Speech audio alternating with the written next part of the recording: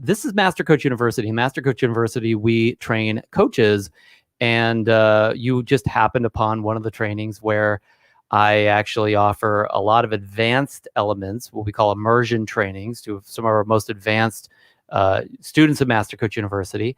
And in this particular training, we cover using assessment tools to accelerate and deepen your coaching. So tonight in Assessment Immersion Training, this is, I think, officially week 9 live stream, we're going to cover how to use assessments in relationship coaching. And I'm sure I could have had a better title for this, because when I say relationship coaching, I don't just mean like the lovey-dovey relationship, marriage, dating coaching, that kind of stuff, although that's a huge part of the landscape of coaching. Now, the world of coaching is in many ways filled with a bunch of relationship gurus and relationship coaches and marriage coaches, divorce coaches, dating coaches, sex coaches, you name it. But that's not what I mean when I say relationship, because the fact is you are in lots of relationships, even if you have no intimate relationship to speak of at this point, because, you know, your world is a world of relationships. And do you remember, if you're a student here and you're going through assessment immersion training, do you remember live stream 6, week 6 live stream? Because we already covered like a lot of important models and understandings around helping your client deal with other people. And every one of those points were relationship points, because when you deal with other people, you're relating to them, right? You're, as we say, interacting with them. So that was really the big part of the point of that particular live stream 6, that helping your client deal with other people is one of the most valuable coaching services that you'll offer. And it's just another way of saying helping your client in their relationships, helping them interact, right? I mean, I split this up because, like, you know, interacting is really it's an inside game. It's something happens between the actions between people, right? So we covered a lot of models. I'm not gonna repeat those here. Clients meet survival needs through people. Clients bond through people in dyads and triads, triangles and circles. Clients are externally and biologically positioned in a hierarchy. Your client has various spheres of life where these models play out, because the fact is that all of that information is a great precursor to like trying to figure out how do we apply the various readings that we have in an assessment result to our clients and how they live their lives, right? Like how they interact with people, how they relate to people. But there's a lot more to coaching someone on there relating to other people than just appreciating those 4 models, and that something going on in the assessments actually like plays out in those relationships. Like, yes, that's definitely important. That's why we covered it in week 6. But I'm not going to go deeper today. I mean, I think that's pretty deep stuff. But what I am going to do is we're going to pivot over to a different way of leveraging assessment results and seeing how you leverage assessment results in interactions. Like, I'm not even talking about your interactions with your client, although definitely you want to do that. I think that goes without saying at this point. But in coaching your client in how they interact with the relationships, communities, families, all the stuff that's going on in their life between them and other people. And so we're going to talk about really literally applying the assessments in the coaching sessions where we're actually helping people and how they'll deal with other types of people, or people that are just like them, for that matter. Because that's, in a way, we didn't really fully cover that in live stream 6. We just covered a lot of concept, how the assessments play out inside of some of those concepts, to illustrate the concepts, how you'll leverage the assessment results inside of those models, inside of those concepts. But I really want to get into how do you directly read an assessment and then talk to or coach around a situation that your client is currently having, Like, how do we really get into the gutter with our client and say, okay, now let's dig you out. Let's get you where you want to go. So that's really what today is about. And I want to start with regressing back to 12 years old, because that's what I did today when I was preparing for this. I was thinking back. I think I was thinking back. Yeah. I was maybe I was thinking about this earlier, and I was just triggered to think about it again when I was preparing. But I actually was once 12 years old. Even acted like it at times. And I remember, probably around that age, my mother telling me the story of when she first had her mother-in-law over at her house after she got married to my father. Okay, so just imagine this. Mom is telling me, so Jeff, your grandmother, Mary Suey, she came over and she was coming over for dinner, and she's telling me what her experience was like, not meeting her mother-in-law, but really interacting deeply with her mother-in-law for the first time. I can't remember if she stayed for days or something, or if she was just like visiting for the day, but they were breaking bread together, right? So she said something to the effect of, she said, she's talking to me, my mother's talking to me about my grandmother, her mother-in-law, her at the time past mother-in-law. She said, she just took over the kitchen. My mother-in-law just took over the kitchen. She acted like she was the boss. She just wanted to run everything. And, that's the moment I saw how she acted. And I was all of a sudden like she was like, well, can I help with this? Can I help with that? Can I help with this? And I was like, no, I'm fine. Everything's fine. And then she kept pushing herself on me to like do all these things in the kitchen.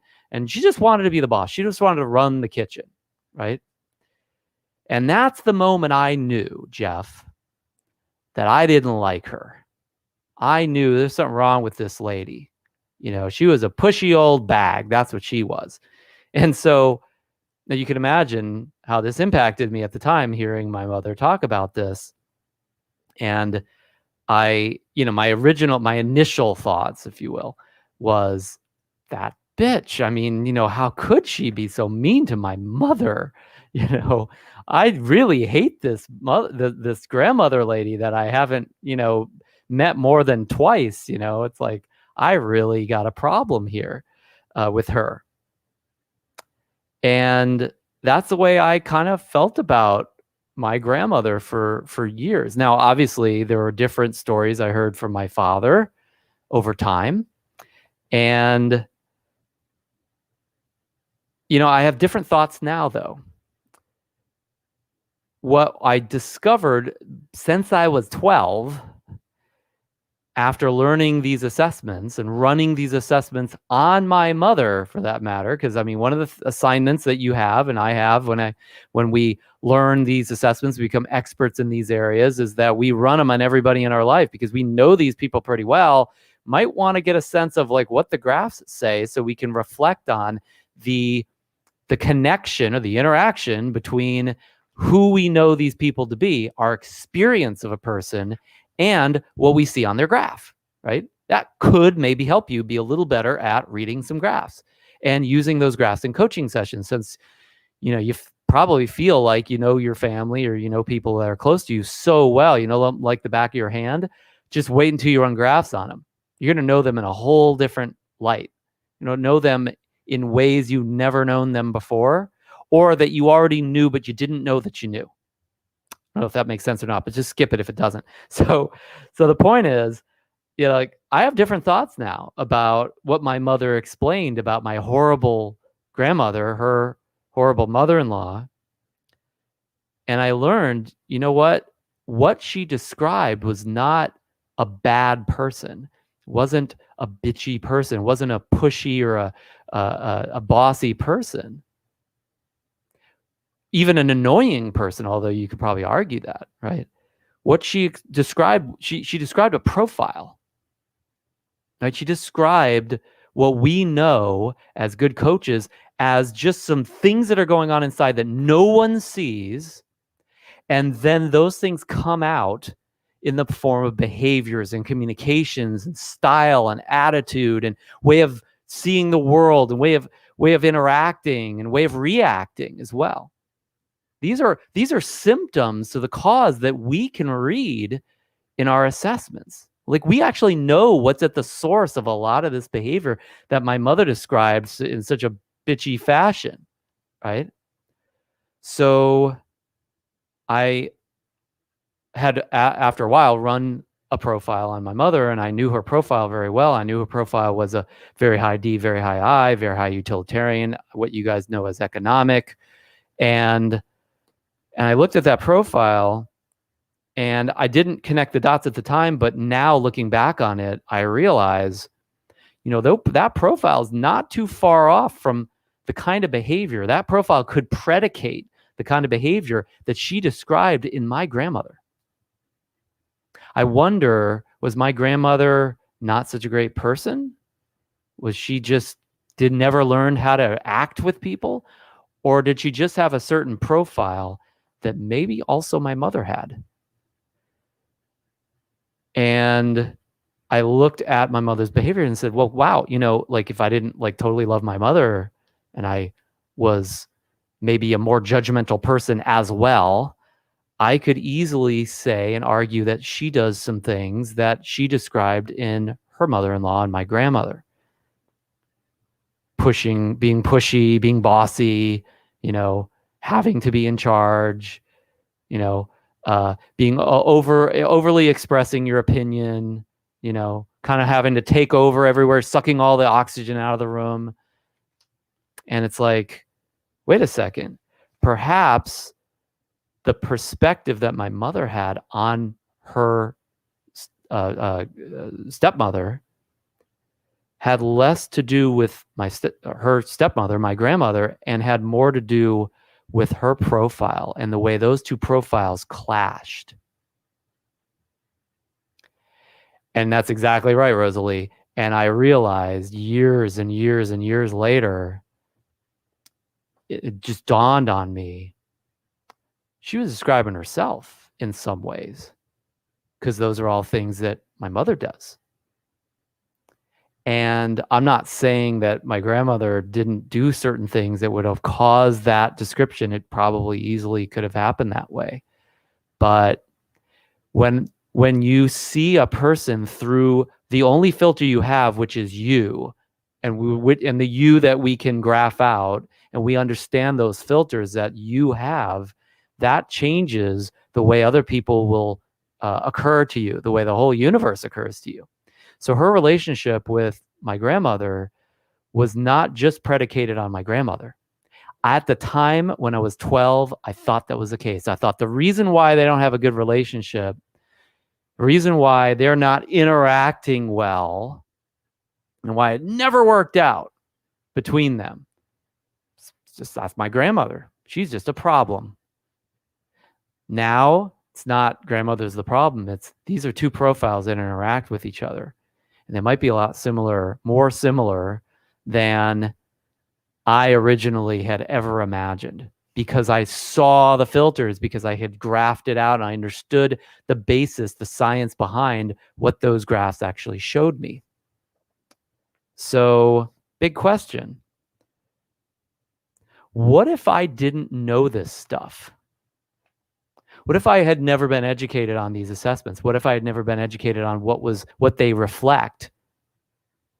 What if I didn't see those filters? What if I didn't see those graphs? What if I hadn't run those on my mother and seen how my mother measures up in terms of what I understand in that science? What if I didn't know this stuff? What would my perspective likely be? I have a funny feeling that the perspective that I would still have, to some extent, although I'm sure just from a lot of personal growth and other types of education, I probably become much less reactive and judgmental over the years as I was when I was a 12-year-old kid and just only saw one perspective. I could at least hypothesize and see the possibility that there might be other perspectives, but not necessarily in the way that I see now. at a minimum, there's a good chance I probably would take as my primary perspective the same perspective that I was given by my mother, basically, when I was 12, when I was totally susceptible to whatever she said, and would just blindly believe it, listen to those gripes, those projections, as we say. It's possible that my grandmother would have been that bitch that I thought about when I was 12, and she still would have been that even after she passed away, and she would never be anything other than that. Maybe. I don't know.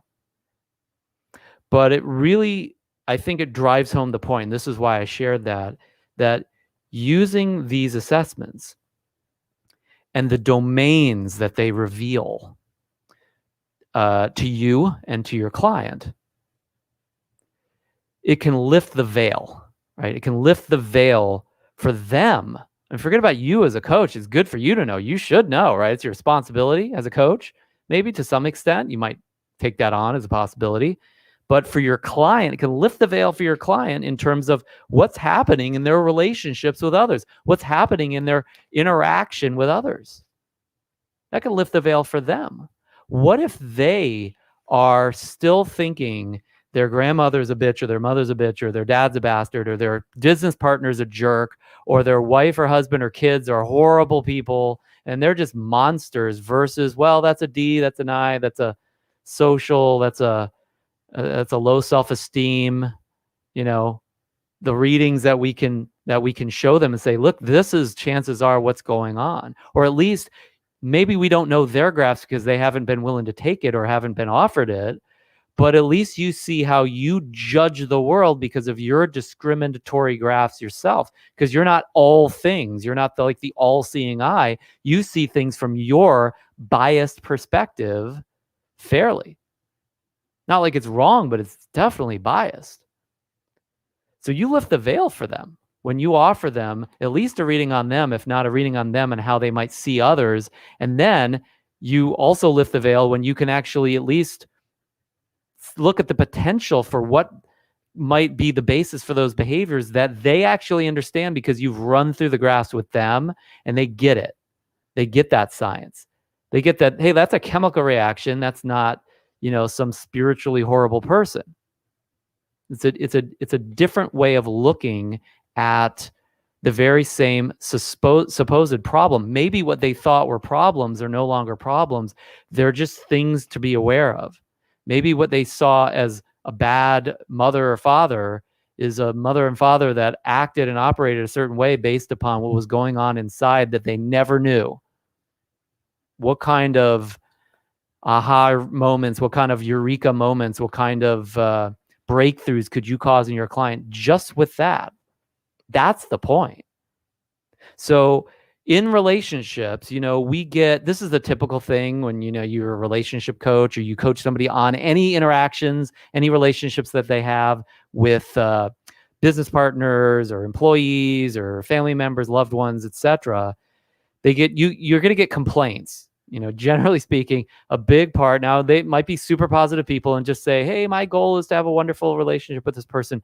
But, unless you're fishing for clients out of a very narrow pool, you're going to get a lot of normal people, a lot of very typical people that the primary kind of driver of their communication with somebody that's there to help them is like at least a low level complaint, if not like some really intense complaints. So let's talk about them. Let's talk about some typical complaints. So these are all complaints I've heard from clients. So this is one client I worked with years ago. He said, hey, I signed up for this program. It's going to teach me all this business stuff. I signed up, and this coach said he was going to work with me. It was available to me personally. And you know what? He's stingy. He won't even make time for me. I call him and he won't call me back. And I email him. I've emailed him like 3 or 4 times, and I'm not getting anything like fully addressed. And his staff is like answering my questions, and he won't even give me the time of day. Like he broke his promise, right? So, what's going on there? Well, I knew my client was a high economic, what we used to call utilitarian. Like he's very about like how he can maximize his ROI, his return on investment, everything that he gets. He wants to get the most out of everything. And he wants to get the most out of this program, obviously. probably the guy who's running the program, the guy who sold him the program for thousands and thousands of dollars, he's probably a high economic as well, right? And so he's thinking, wow, I've got like 200 customers. I'm making millions of dollars every year. And I got to talk to this one squeaky wheel when nobody else is even bothering me. And they just take what we tell them and they just go off and use it. Like, where's my time best used? And he probably felt like this guy's maybe a little bit of a waste of time to talk to, or that, hey, I can't talk to you right now because I've got really high priorities for me to get the most out of life, the most out of my business. And so you got to wait till tomorrow or the next week or whatever. And of course, my high economic client didn't want to wait. And so he started making a stink about that. And all of a sudden, then they kicked him out of the program. Why? Probably because they saw that this client is not worth it. We're going to give way more to this client than he's going to give to us. Economic versus economic. That's all that was, probably. Now, was the coach wrong to not talk to this guy? Or was it a bad program where they were pretty stingy? Was it a program where they made a bunch of promises and then broke them? Maybe. It's possible. That's actually very typical for a lot of those programs. I see them, a lot of our competitors, they do that, and they profit quite handsomely from, saying one thing, kind of doing another. It's not like exactly unheard of, right? Even, especially in our industry, frankly, at least in my experience. But coaching that client, I couldn't address, well, that's a horrible program, kill them. That was not going to be good coaching. I had to address what I saw, which was, you're looking to get everything you can, and they're giving you some things, but not what you asked for right then in the timely fashion that you want. And it's like that, I had explained to him that he was just thinking about him. He was just seeing everything from the blinders. He had a veil called me, me, me, me, me. Right? By the way, how many customers do that? As soon as they pay you, they're like, me, me, me, me, me, me, me, me, me. Right? They can't even think that there's another perspective just because they spent $10 or $10,000 or $10 million. Like, they spent some money and therefore it's all about me. Right? And of course, just because you spent some money doesn't change the laws of physics. It doesn't change the universe. It doesn't change that there are other perspectives, other people that have all, problems that you don't even know about, whether you care or not. Right? It's like, it doesn't change that just because you spent some money. Now, a high economic, they might act that way though, because they're so concerned about their ROI. So I had explained to him that, because he couldn't see past his veil. I had to lift that veil. By the time I was done coaching him on his interactions, his communication, and what might have been going on, so I talked him off the ledge so he wasn't like losing his mind about being screwed over in this program. It's really trying to salvage what he really wanted to get, because he was actually shooting himself in the foot. Now, eventually they did kick him out of the program, but he learned some real lessons in that experience, because as his coach, I could lead him through not just seeing everyone's evil, the world is full of people who will screw you, I'll never take another program, I'll never try again because people suck. Because that was the message that that he would have gotten, possibly, that I think at the time he had already taught himself in his mind. I mean, he was like 40-something years old. How many high economic people that are really thinking about how much they can get, that have felt robbed of what they felt like they deserved or they should get because they were so hyper focused on that, have decided that it's them against the world just because of that one value? Not even because of that value, because the way they interpreted a painful experience when they didn't get that value met. Probably because there was someone else who had that value. I mean, literally, they talk about how people want to have shared values and how great that is. It's like, well, not all the time. Sometimes when you have shared values, you're at odds with one another, and then you're in a wrestling match for who can get more of that value, because you have a conflict there. You ever experienced that? Ever seen anybody else experiencing that? This making sense? If it does, my guess would be it's because you're seeing it all the time. And so I'll share this is another complaint that I've heard before. My husband, he's cold. My husband, he's such a cold person. He's like heartless, cold, emotionless, vacant. He has no heart. He has no soul. I'm dying inside to connect, and he just won't connect with me. That kind of, you get the idea. You get the complaint. Okay. So what if he is a systemic thinker? What if it's not that he has no soul, but he just thinks primarily systemic in his attributes, right? In his Hartman. And maybe she's actually really positive bias intrinsic. So she's super, super high intrinsic, maybe internal, maybe external, maybe both, all about feelings. And he's all about thoughts, right? He's all about the black and white thoughts. And she just wants to have him feel.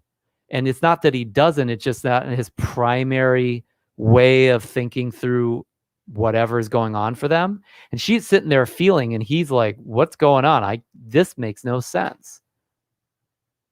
And then her translation for that is he's cold. He's heartless. He doesn't feel anything, right? Maybe, okay, here's another possible explanation. Maybe he's a D. Maybe he's really dominant and go-getter and just like, get just the facts. Let's get to it. Let's make things happen. And she's an I, and she's like really needy for connection. Is that possible? Right? And like disconnecting for her is like knife in the heart. For him, it's like, well, as long as I'm achieving, as long as I'm succeeding and hitting my goal, I can deal with that. Like, it may not be my cup of tea, but I can handle it. So maybe that's it. Maybe it's both of those things.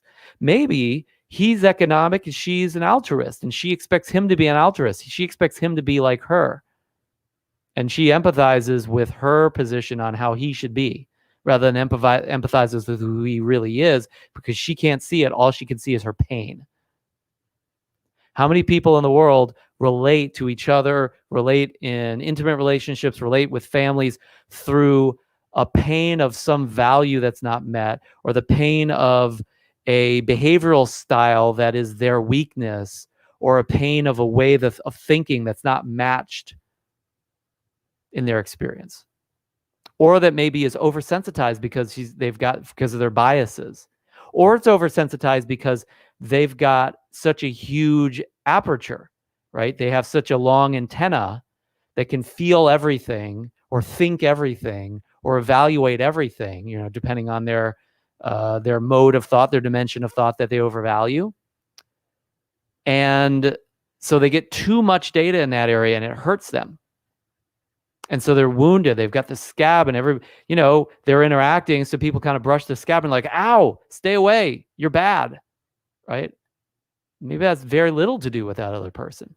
But, those are possible explanations for that complaint. Okay, let's get to something positive. We talked about 2 negative complaints. Here's a positive complaint. I guess you really can't call it a complaint, but I'm just like listing complaints here. I found my soulmate. This is what my father said to me in his last marriage of his life, actually his second marriage, after he divorced my mother. This is this is like 20 years later. He found who he called his soulmate. And I met this woman. Of course, I interacted with them, hung out with them, got to know them, got to know her fairly well. But at the time, I also understood these technologies. And so I said, I really want to get to know them at a different level. So I sent them the assessments to take, and they all took the assessments, right? So I've got assessments on her. I've got assessments on him. They were great sports. And so, he says, I found my soulmate. She's the one. She's my soulmate. She's, somebody I've been waiting for. It's all my life. I've lived my life, and I finally found somebody I could really connect with this way. And it's amazing. And so I saw their graphs. And so this was my explanation for that, at least seeing through the lens of the assessment results. They have all the same values. I mean, they shared all the same values. I think maybe he was a little more theoretical than her, but both of them were really altruistic. Both of them were like really, really traditional. They shared all the values, right? And so when they saw each other and met each other and were with each other, they felt they were going in the same direction. They were all about the same things. And by the way, 2 altruists and also 2 traditional, as long as they have similar beliefs, they're going to be like 2 peas in a pod. They're like, I know who you are because I know myself. I know you like I know myself. Ever felt that for someone? Some people feel that for someone and they're mistaken, right? It's just juices flowing and hormones, right? Or wishful thinking, right? Wishing to connect, wanting the idea of someone rather than the someone that's actually there. But every once in a while, some of us meet somebody who that's really who they are, is who we are, values wise, like just values wise. Forget about the rest of it. They didn't have the same disc, right? But very similar. I mean, almost same values, basically. All of that, all the values that they had highly, not just one of them. It's like they were just totally simpatico. They could feel each other because they could feel what was important to each other, and they knew what was important to them, even if they didn't have words for it or a description of it. Even though they didn't know the science, they could feel the fulfillment of that. Does that make sense? So they have all the same values. And fact is, their discs also meshed well for their sexual energy. So, my father was a 100S, 100C, total introvert, like to act like an extrovert because he was in sales, and he learned to do that to modify his behavior, but he was really totally an introvert. And all she had was an I also. So that just softened her S and C, which she also shared with him. So they're almost the same disc. And then, ultimately he found somebody kind of like softer than him, so he could still kind of be the man in the relationship and take on kind of choosing a direction for them, even though that, his behavioral profile wasn't exactly the most powerful, full of direction profile, right? It was somebody who studied directions rather than act on a direction, right? But, she was so connection driven that she could connect with whatever lack of action he had and still think about him as a force of direction and be the feminine in his world, right? And so there could still be polarity and attraction and passion there while they still were like sister souls, right? Kindred spirits. So it's like kindred spirits that also lust for one another, are hungry for one another. It's like, well, soulmate. That was the term he used in so many words. And so you can see why that's the case. All right, one last complaint, and then we'll move on. We'll get into the model for today, which is really going to help you kind of picture this in a way that's, I think, going to be very helpful. I hope. So my man, there's another complaint. I just heard this complaint like 3-4 months ago. Like it hasn't been that long, from a client.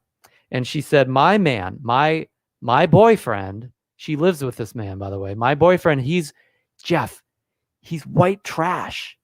My boyfriend is white trash. I'm just telling you, he's white trash. He's brash. He makes stupid decisions. He's overbearing. He's a blowhard. I mean, I'm using my own words for describing kind of what she said. I'm kind of trying to sum up, 18 months of coaching around what she had brought up in this relationship specifically, right? But just recently, it's like the white trash complaint came out. She's got this great label, really empowering label for her relationship with her man, right? Well, I can easily explain why that would be the complaint for this relationship, because I don't have his graphs, but I have hers. And she is a DC.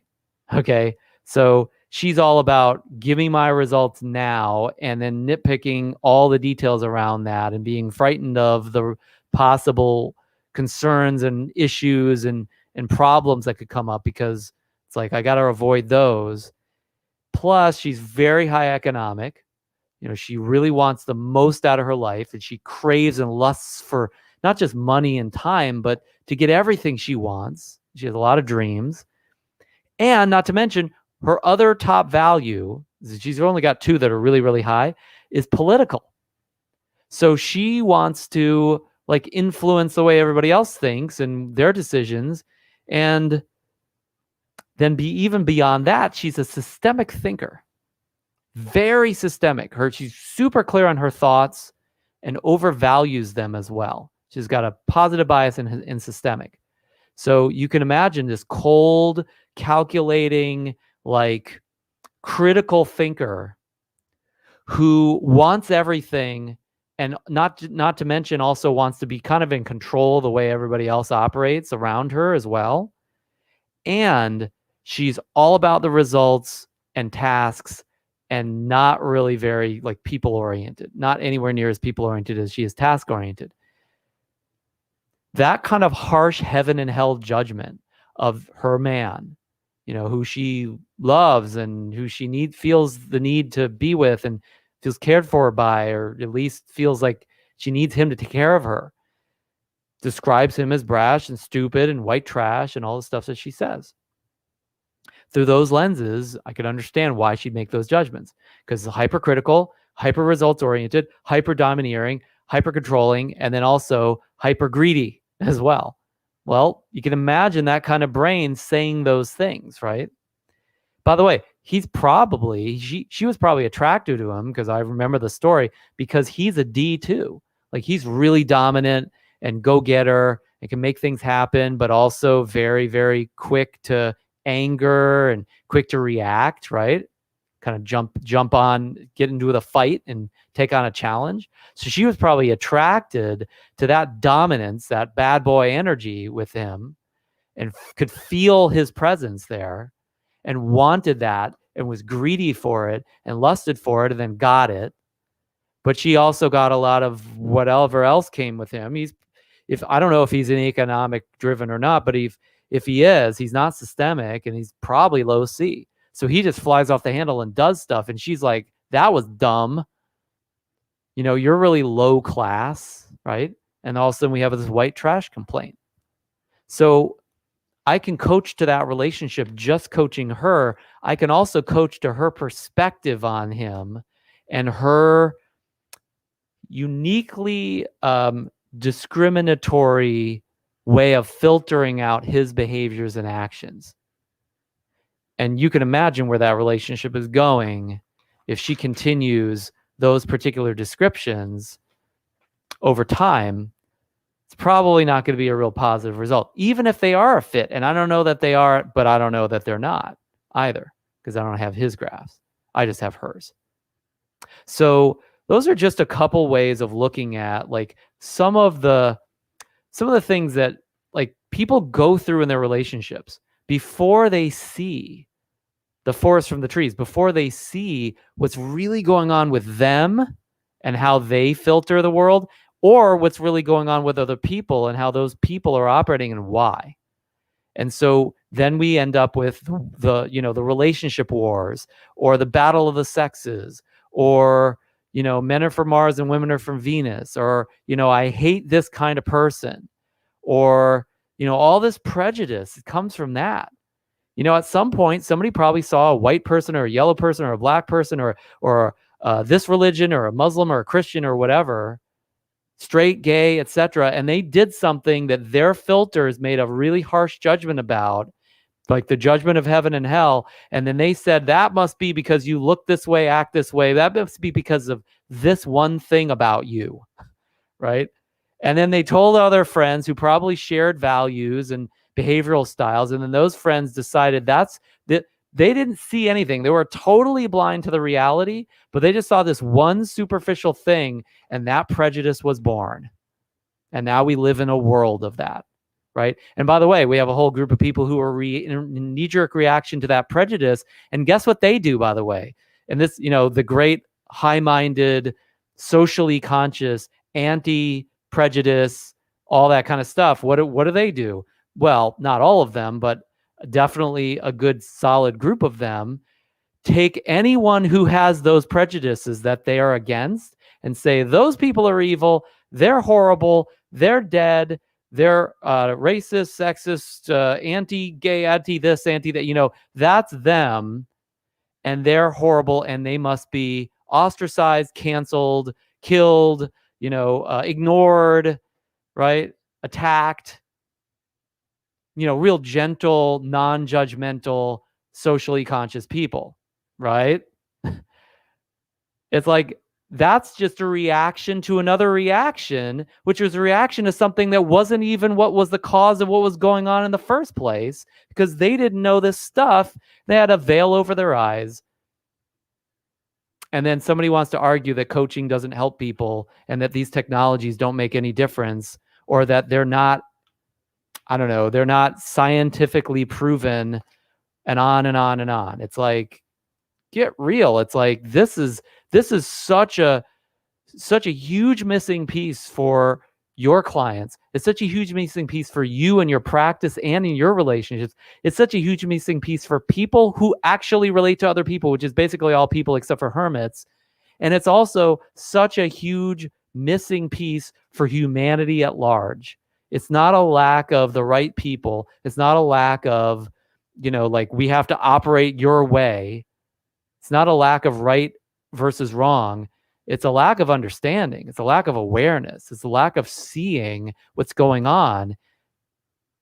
That's what's going on here. So, using the assessments and the domains they reveal to your client can lift the veil, as I said a second ago, for them in terms of who they're dealing with.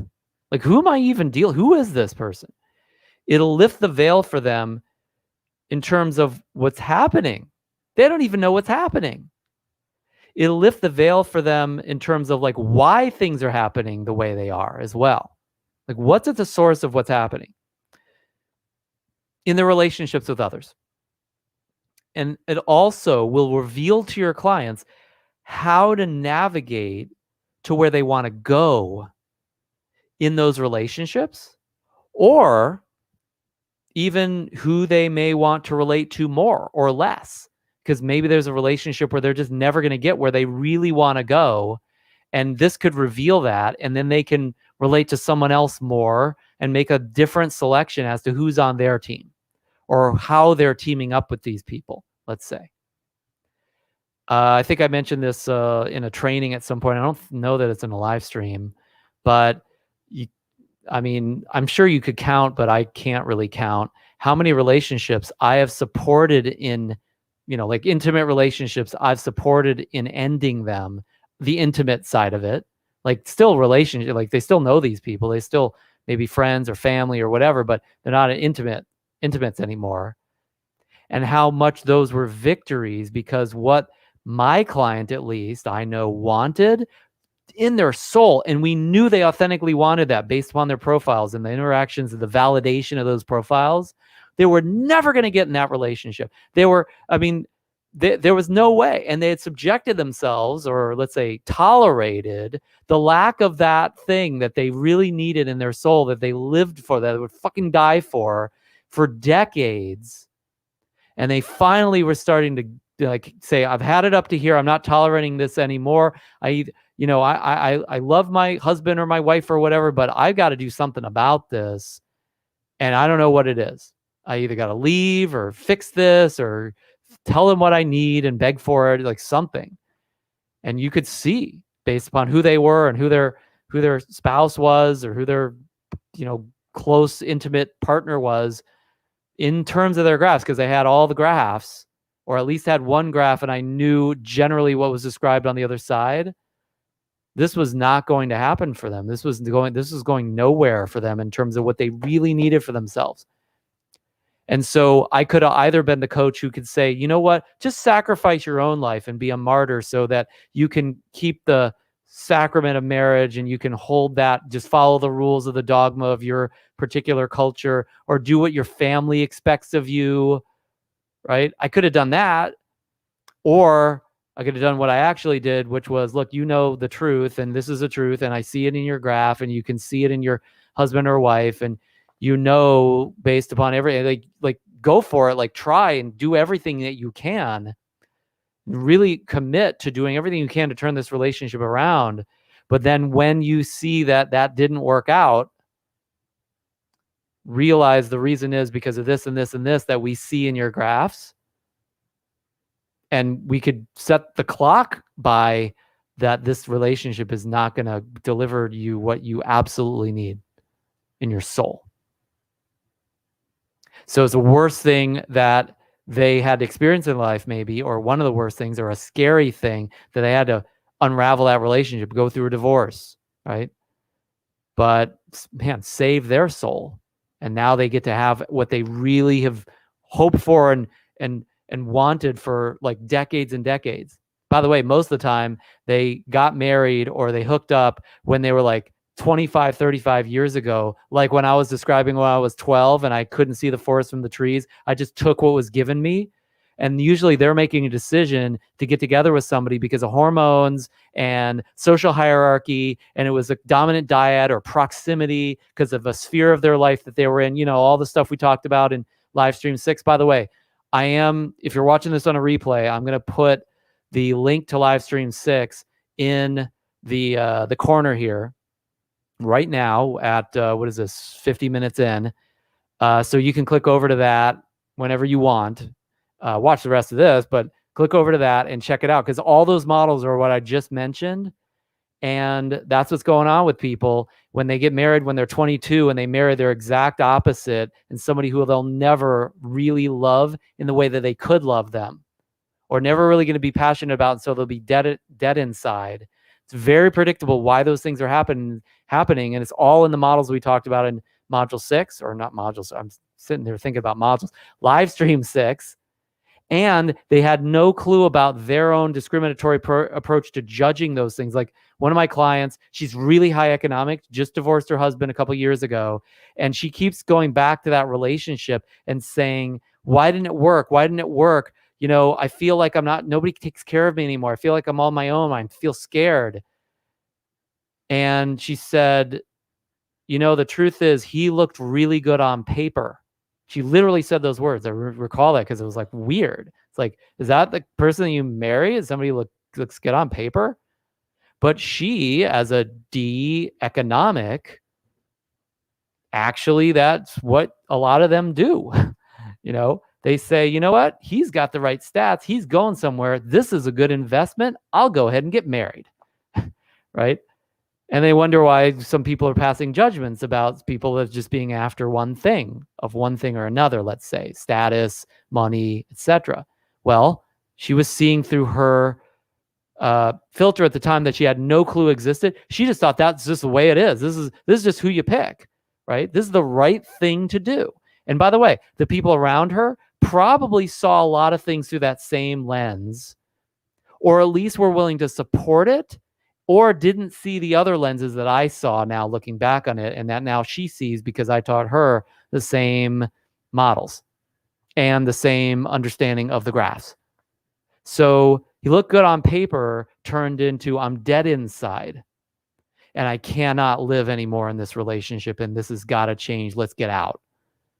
And putting the pedal to the metal even when he resisted. By the way, I'm coaching him as well, and he's like totally relieved that they're not together anymore. He was tortured for over 2 decades.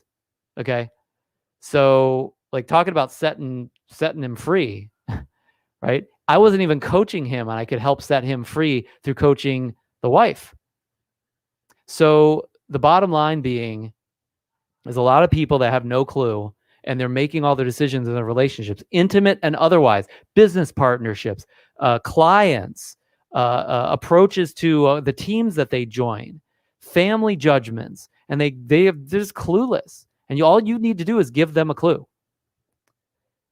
as to what's happening, why it's happening, who they're dealing with, and then how to navigate that so they actually get what they want, because that's your job, is to support them and coach them in such a way they grow and get what they really asked you for. That's what makes you valuable as a coach. And all sorts of other reasons you're valuable as well, but that's kind of the obvious one. So think of these relationships that you're helping your clients to navigate in life, business and personal and intimate and otherwise, family, etc., friends. Think of these relationships like puzzles. I know I didn't draw that here. I probably should. But think of them as like puzzles. The relationships themselves are the puzzle. And your job is to put together the pieces of the puzzle, or notice how the puzzle pieces are different. So they fit together differently, or they don't fit at all. Every relationship is a puzzle.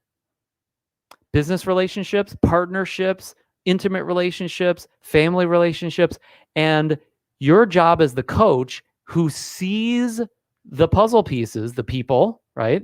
Because you can see those puzzle pieces by looking at the graphs, right?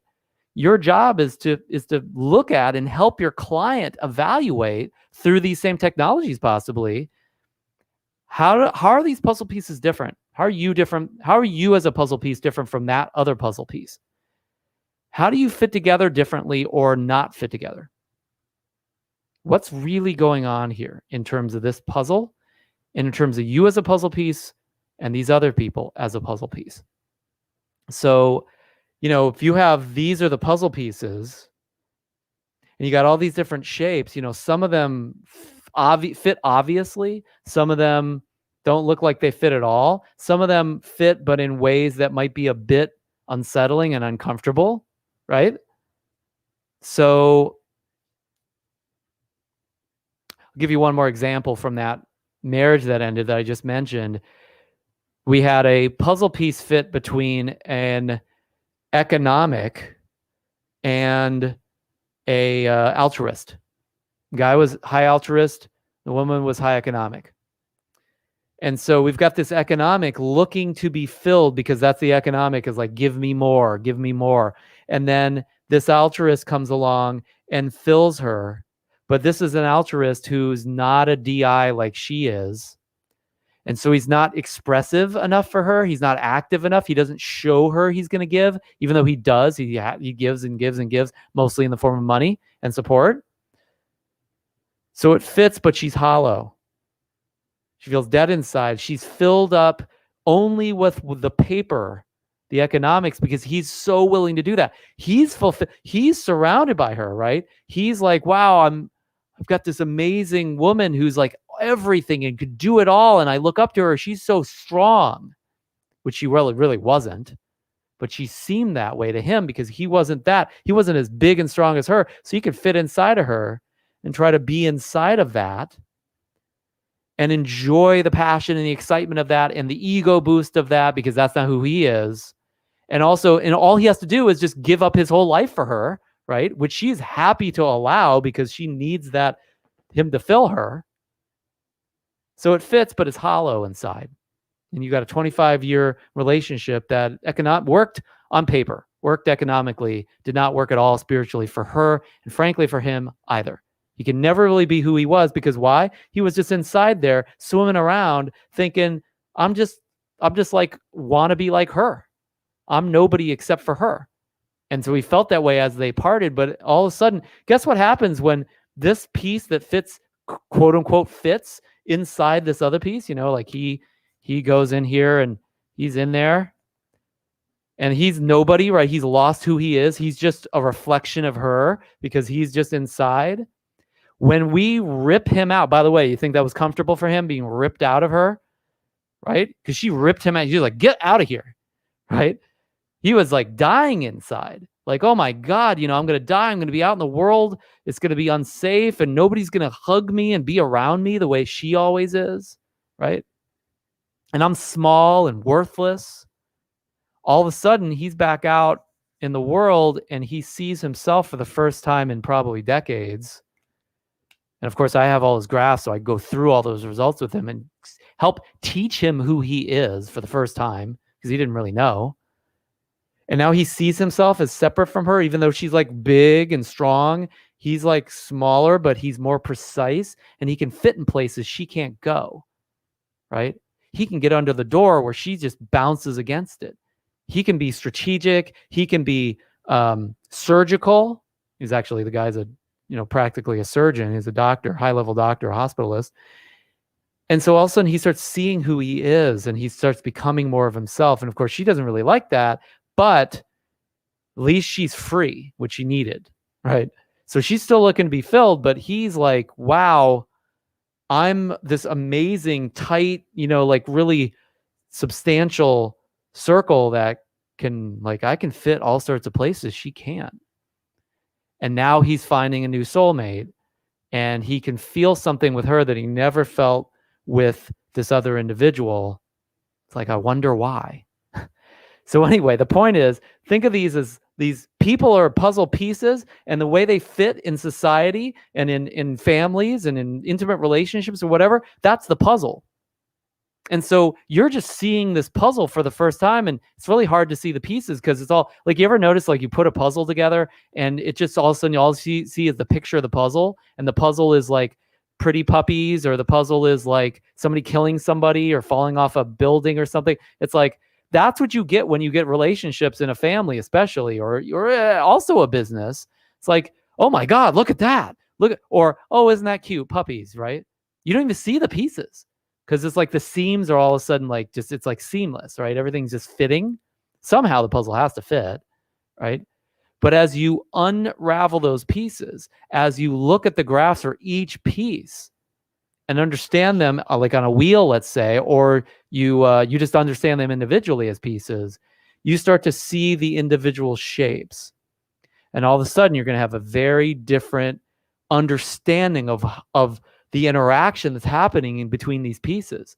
Because the puzzle pieces fit together to create a picture, but you're coaching, like if you're coaching an individual one-on-one, you're coaching one of the pieces. Maybe that piece doesn't like being a part of the fuzzy puppy puzzle or the 9/11 puzzle, right? Maybe that's a real problem for them. And yet they are still a part of that puzzle. So now what's a coach to do, right? So just some kind of fun examples here.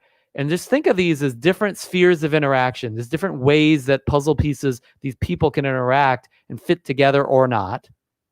So we were talking about with these pieces, they fit, like, at one point in that relationship, my client said, we fit perfectly. We fit perfectly. He's a circle, I'm a circle. We go together. Like, look at all of our edges just touch just right. And you know what they made together? They just made basically the same shape, right? And so, wow, what a perfect fit. They had kids, they have this great life, all the economics is taken care of. But again, they're hollow inside, right? He is and she is, right? Because of the way that shape formed. So they fit really, really badly. They're wondering why she's crying and he's crying and he's scared and she's scared. And well, look at them. Look at them together. They fit, but they're hollow. Now, what if my client, the circle, meets, the I don't know what you'd call this, the sphere, right? And so all of a sudden, then they're starting to evaluate, how do we fit together or not? By the way, this sphere is going to, this circle is going to look at this sphere and think, wow, that's way too heavy for me. I can only take that.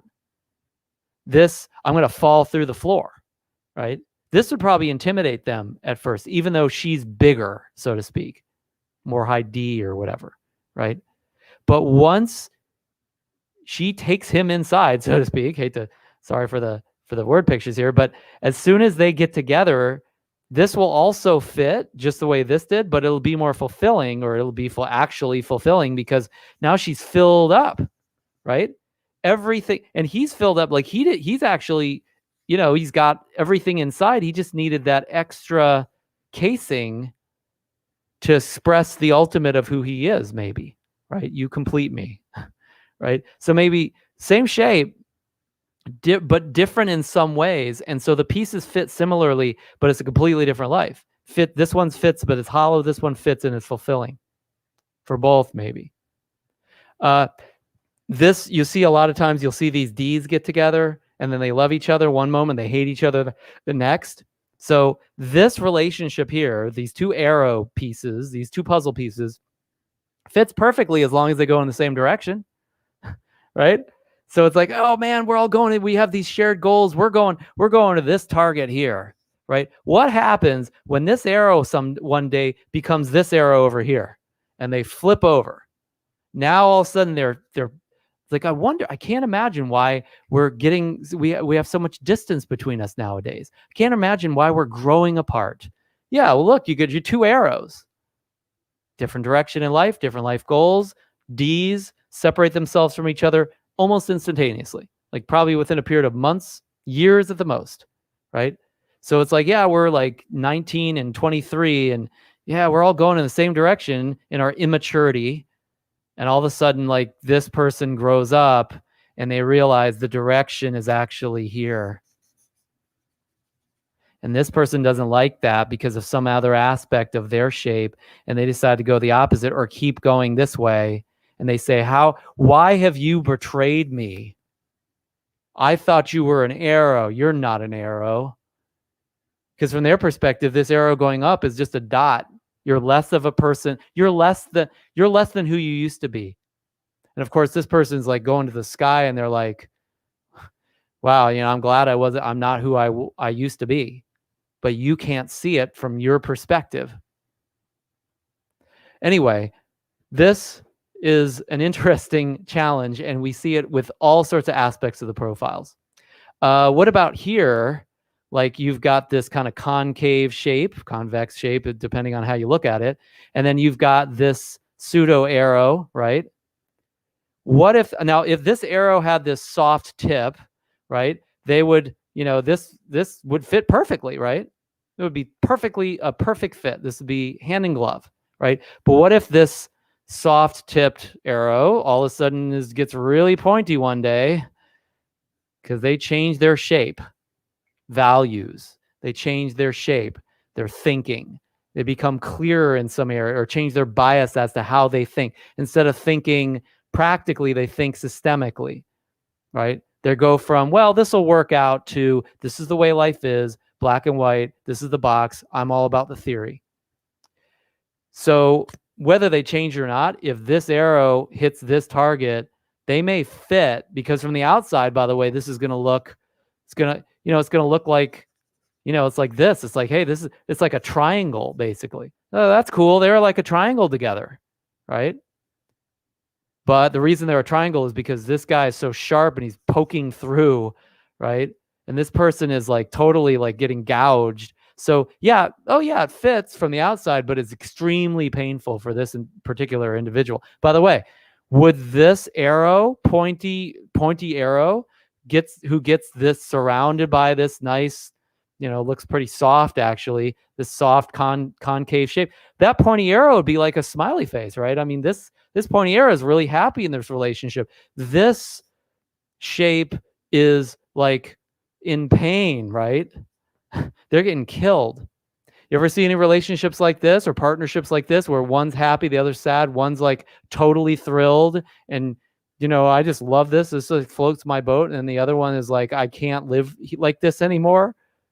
And then they leave, or they cheat on them, or they, break the partnership. And then this one is like, oh, everything was so great for us. How could you? And this person gets like confused, right? Well, show them their graphs. They won't be so confused then, right? Because we know this person's way too hard edge for this one. This one's an IS, and this one's a DI with systemic. And this one's hyper empathetic, right? They're in pain when this person tells them like it is. And then you've got another type of relationship with the world or with people. You've got a lot of different ones here. And obviously there's way more than what I could possibly describe in this one live stream. You've got somebody like this. You've got the lone dotted line, or a line, let's say. You imagine this dotted line going through life, right? You got a dotted line, and they get with the arrows, and the arrows are just out of here because the dotted line's just kind of floating. They're just kind of wandering.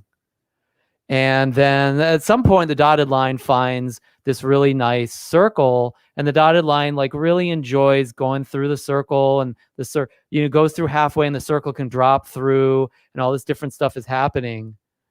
But eventually, the circle being able to drop through ends up meaning the circle just leaves and they lose each other, right? And this dotted line is lone again. Or this dotted line comes up against, this concave shape, right?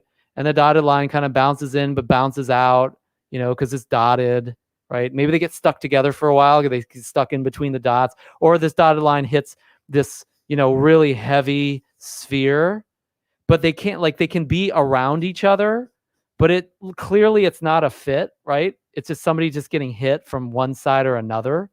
And so they're always kind of separate entities, even though they're like quote unquote together.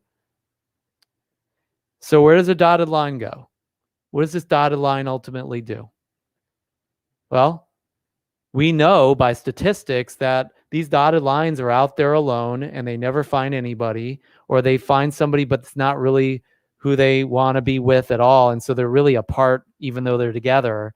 And these dotted lines kill themselves, kill other people, live depressed inside, or project that into the world and live it out in some other behavior that's really a reaction to what the dynamics are of seeing all these supposedly perfect shapes that aren't so perfect, and seeing that they're the only one that's alone and everybody else has found their soulmate.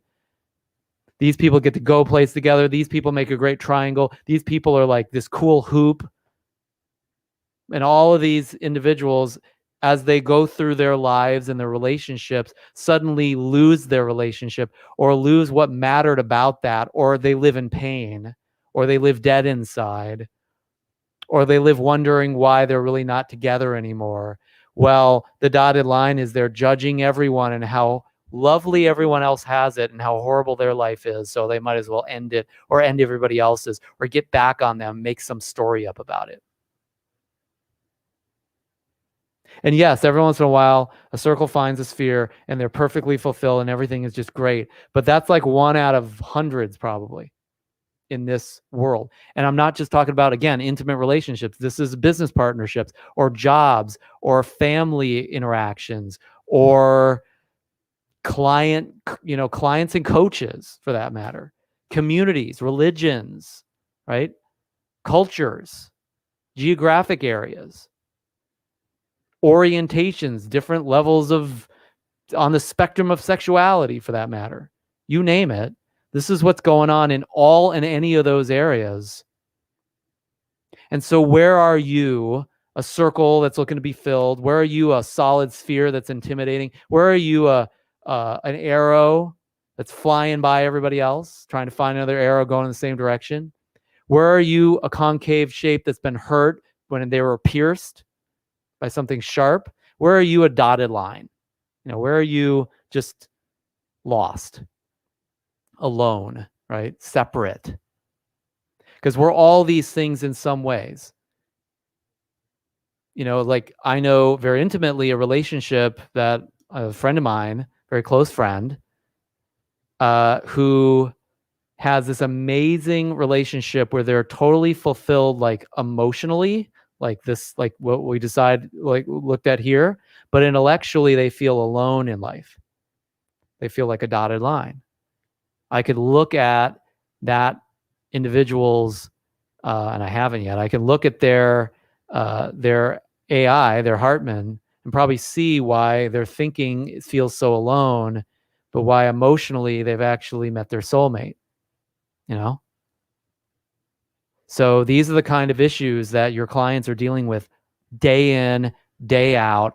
And you get these assessments and you can start to see those shapes fitting, not fitting, how they're hurting each other, how they're struggling, how they're breaking apart in business, in families, in intimacy, in life, in another aspect of social teams, etc. That's what we're seeing here in these spheres of interaction. They're just interactions that are going on, and we can actually diagnose those. Okay, so we had a question. I'll go ahead and check that, and then we're going to move on and actually get to some examples of this, which I don't know that I actually wrote them down this time, so that's a plus. So, all right, between the extremes, perfect fit and alignment through life versus no longer compatible and doomed to fail. So it's better off separating. What about a troubled relationship that could be helped? Sure, yeah, help them, right? Like if it could, but you will probably have a good sense of whether it's possible by looking at their graphs. Are their values completely opposite of each other? Are they different but compatible in some way based upon validation of values? Are they sharing a lot of their values, if not all of their values, right? If it's much more towards sharing the values or having some compatibility, it's like that alone could say that, hey, this relationship could be saved. But then you got to look at everything else and evaluate everything else. And there's different ways of testing that as well. Like that relationship I explained that broke off and they really felt like they were being wrenched apart, but it was really better for both of them. It's like, I knew their discs were completely opposite. Their values were really not very similar at all. I don't even think they shared. I think they shared like one value, and they had others, like one was an economic, the other was an altruist. So they really had to have that fit. And as soon as it didn't, and the man wanted to find his own way and kind of be his own man, like it was like, who the hell are you? You're not giving what I'm not getting my ROI anymore. Where's my dividend, right? And so I just looked at a couple aspects of that, and I saw this relationship was very much threatened. I didn't initially just say, hey, just leave. I didn't say that, but I said, look, you guys are very different. You guys have got to find a way where you're going to be able to be together, and you're going to have to really have major commitment to this relationship if it's going to be salvaged or really be great. And after working with the husband especially, and seeing where he really was not committed to filling himself up at the level he needed to have the weight that he needed to in order to really fill her up, he just wasn't committed to that. He wasn't willing to find the depth of that within himself at times. And so there was no question where the relationship went after that. And so after that occurred, and I saw that they were proceeding with the divorce, it was like, more power to you. Have a party. That was fantastic. So yeah, I mean, if it could be helped, then help them, for sure. And you're going to know with some level of experience and some level of understanding of these graphs when it really, it's not even that it can't be helped. Like anybody can be helped, but you'll know whether it's probably a good idea not to help it stay together, right? It's like helping two people stay together that are never going to be happy. Yeah, I mean, you could still help them. Is it a good idea to do that? Is it a good idea to do that knowing what your client's goal is? That's the real question. So yeah, you gotta look at all of those facets of it. So you're the coach, right? So it's never your job to make that decision for them, right? You can never say, you should never ever say, great, get rid of that person, or great, stay together, you have to stay together. Like, if you were saying those things, it should be as a device, as an artifice, as an artificial device, so as to provoke responses, not to be in charge of their relationship, because that's their problem. That's their responsibility. You're just the coach. You're on the sideline in that world, right? So you can never decide that. But what you can do is decide how you're going to operate as their coach in the questions you ask, what they're led to understand and look at, and all facets of what's going on in that relationship, not just the ones that support what your personal decision is about that, or your judgment. Like your job as a coach is to withhold that judgment within the coaching relationship. You will still judge, but you got to withhold the judgment in that relationship. But you can still powerfully support, advise, influence, help them to understand where the pieces are. Like, yeah, for sure, you could definitely complement that as a coach, right? So yeah, no doubt. If the fit isn't perfect, but the two people are deeply committed to making it work, yeah, there's no such thing as a perfect fit. Like I said, like that's the thing, is that how often will you find somebody who shares all your values, then also has a perfectly compatible disc, right? Behavioral style, knowing the sexual energies that are involved, and then have somebody that complements, if not reflects your exact thinking process and your biases, and that's going to happen throughout your lives as you learn and grow. There's just no such thing, right? And by the way, if there was such a thing, let's say you're going to get that, where all three of those, and by the way, there's way more than just those three. Those are just the three that we're practicing the learning here, right? There's plenty of other stuff that you may not even see when you're running these three technologies. So let's just say you found somebody who had everything, had all three of those areas above and beyond what looked good on paper and how you felt about it.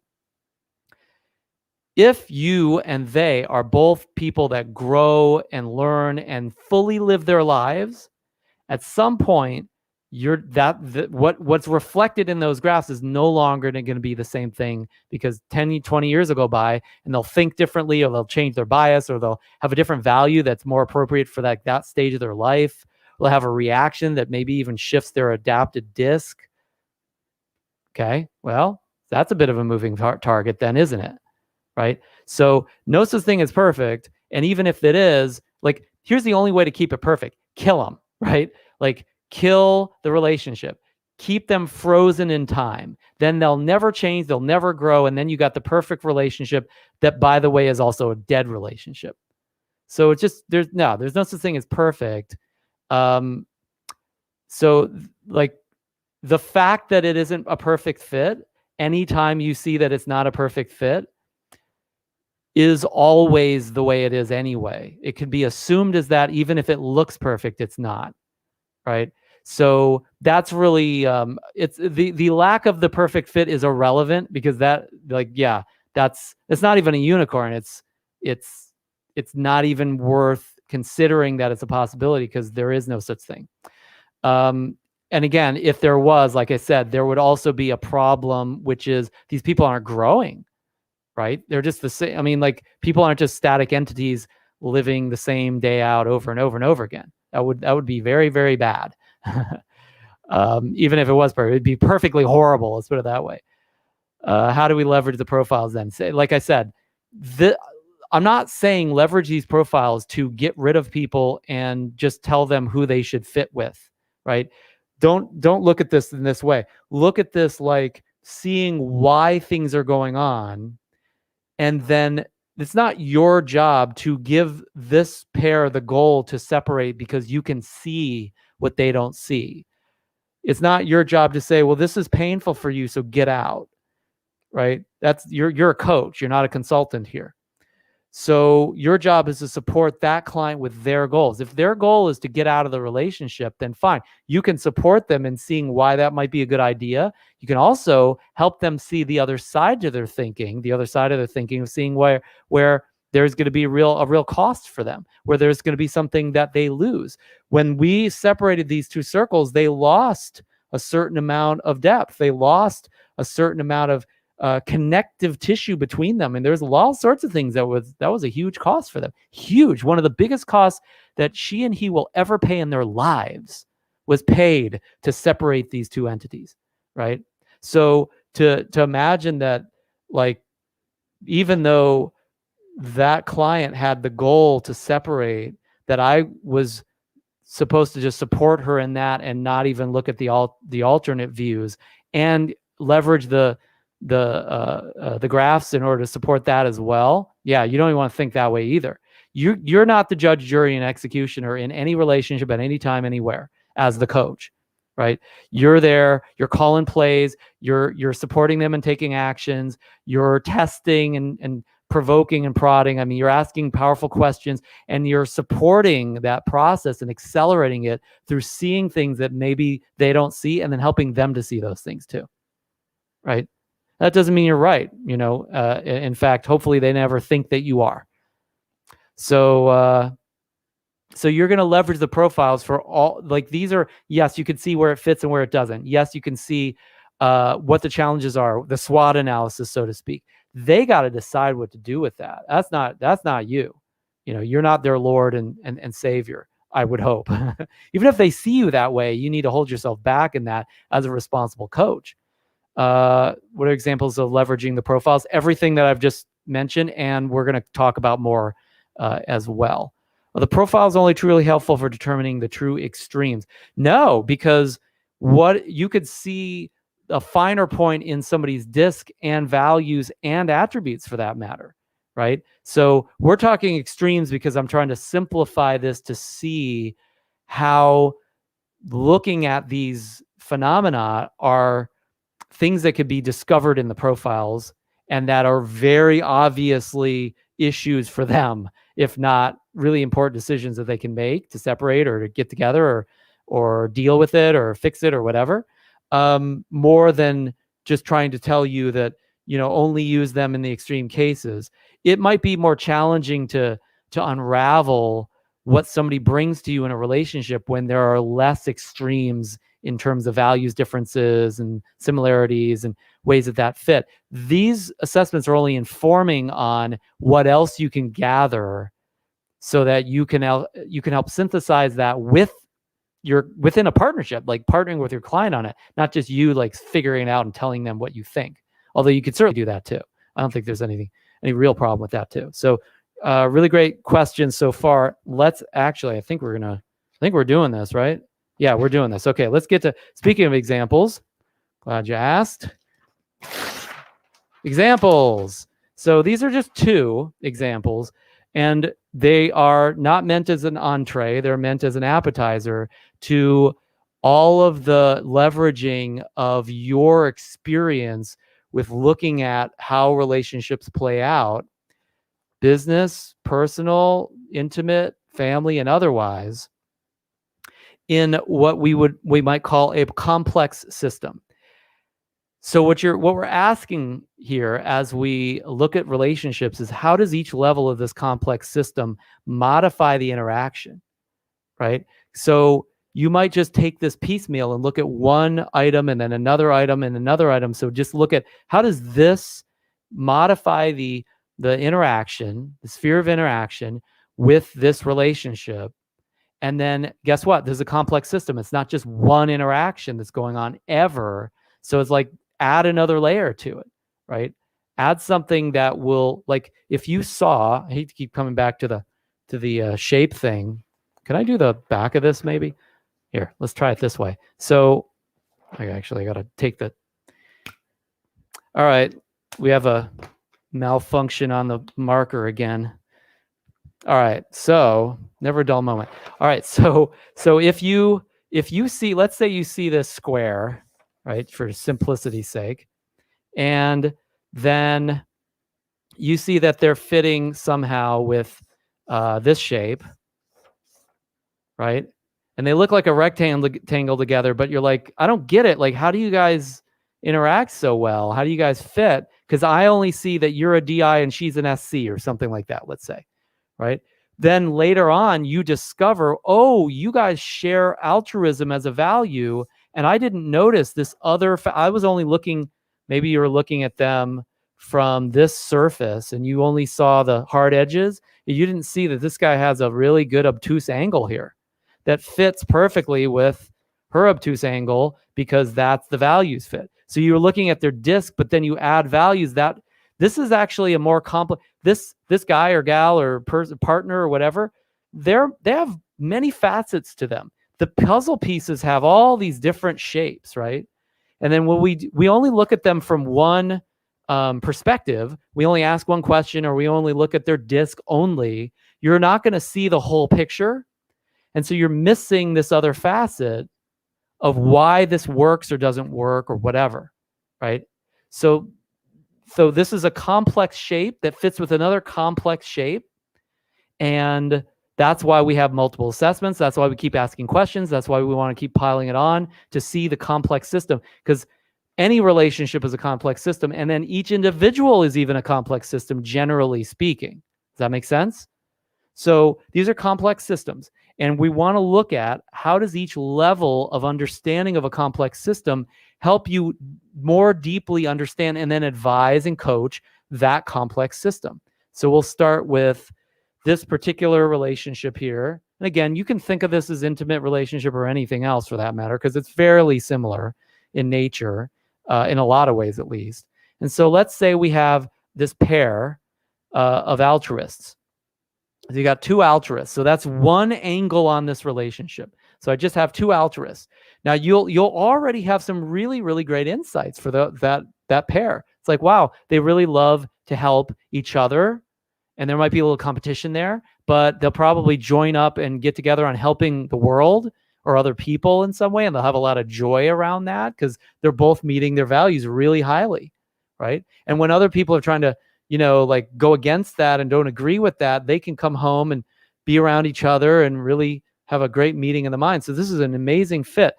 Now let's say we've got, just forget about the I, just the D. Let's say one altruist is a really high D and the other one's really low D. So now how does that change that complex system? This is more complicated than it's a complication, as they say. Right? So we've got 2 people want to change the world, want to make a difference, want to help each other and others, give more than they should. But this D is out there like cracking heads to give, right? They'll beat somebody up a bit if they have to in order to give to them or somebody else.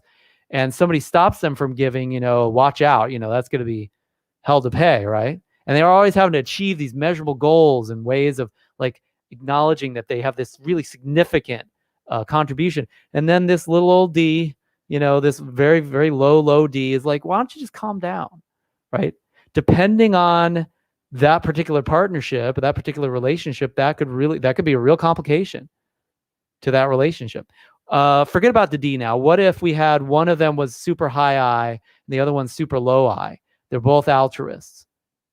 Well, we've complicated the altruism thing with one of them is like totally trusting and gives in kind of maybe an almost naive way. And the other one is much more like judgmental and strategic and realistic and, kind of a little bit, almost a little jaded about other people and how they want to help. So they help from afar, or they help in a more reliable way. They feel more realistic way. And they're like, this person's always chasing rainbows. This person, they're naive, right? They trust too easily. Now, by the way, that low I will still really want to contribute to that high I because they'll feel, well, they can't live without me. But will they not also possibly belittle, maybe emasculate, or look down upon the high I at times, even from an altruism perspective, because that low I is going to think this person's got their head in the clouds, right? How do you think that will modify and complicate the so-called heaven that they're in because they get to help so much? Hey, why are you always putting me down? Why are you always judging me? Why you always got to look at the downside? You used to give to me, and now all you do is, it's criticize. This relationship is getting a lot more complicated, right? Whatever kind of relationship it is, right? What if this one's a DI and this one's a low D, low I, right? Introvert versus extrovert, very different way. Depending on the energies here, that could work. Depending on the energies here, it may be a real problem, right? This is why do we want to do things? This is how. So how do we make a difference and help?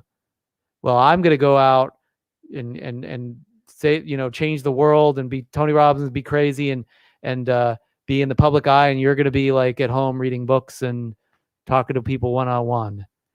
I don't know if that energy is going to work, or is it? Depends, right?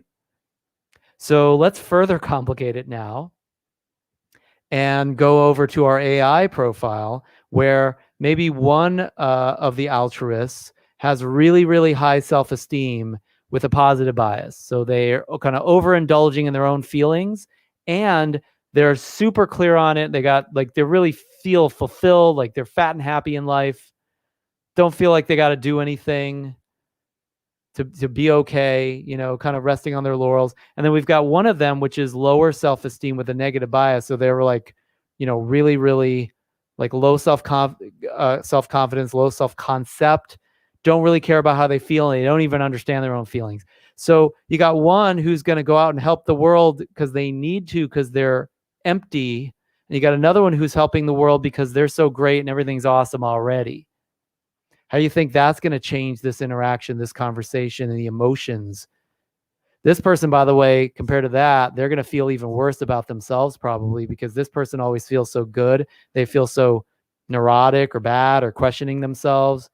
They're like, they were the wind beneath my wings, and now I just feel like I'm nobody. I feel like I'm nothing compared to them. Feel like I'm nothing without them. And then all of a sudden now I'm, instead of loving and feel fulfilled by that person, now I'm needing them and feeling needy, right? And then they can feel that neediness as well. And by the way, that's the opposite of their way of emotion, their way of thinking, right? Because they think so full. They're empty, I'm full, right? And now I get to fill them up, but also I have to, because they have to have it, because they can't think any differently, at least at this point, right? There's a complication for you. Now add to that a high D, low D in the same area, or high I, low I, and you've got two people that they're going to have real problems, whether or not they can resolve this, right? So you can see how wonderful, lovely shared values can actually turn into some real problematic episodes, partnership, intimate relationship, or otherwise. Now, by the way, just imagine if this low self-esteem was coupled with a really, really high self-direction with a positive bias. And now they're not just kind of feeling like they got to fill this hole, but they're really driven towards who they think they are. And still low D and low I, but they're hungry and driven. And this one's not. Now it's going to be everything's so easy for you with your DI. You don't even have to try. I work so hard and I get half the results. Like, it's not fair. And here's somebody who's high altruist who's probably feeling like it's not fair at some point. Now that might take years to develop because they're give and give and they don't mind, right? They feel like it's all about giving, but eventually they're probably going to feel empty inside as a result of being so driven and the other person's not, and yet they get so much more in their life. These kind of relationships develop all the time in all sorts of different ways. All right, let's see. We had at least one comment. The one on the right is likely to outgrow the one on the left based on AI profiles. Yeah,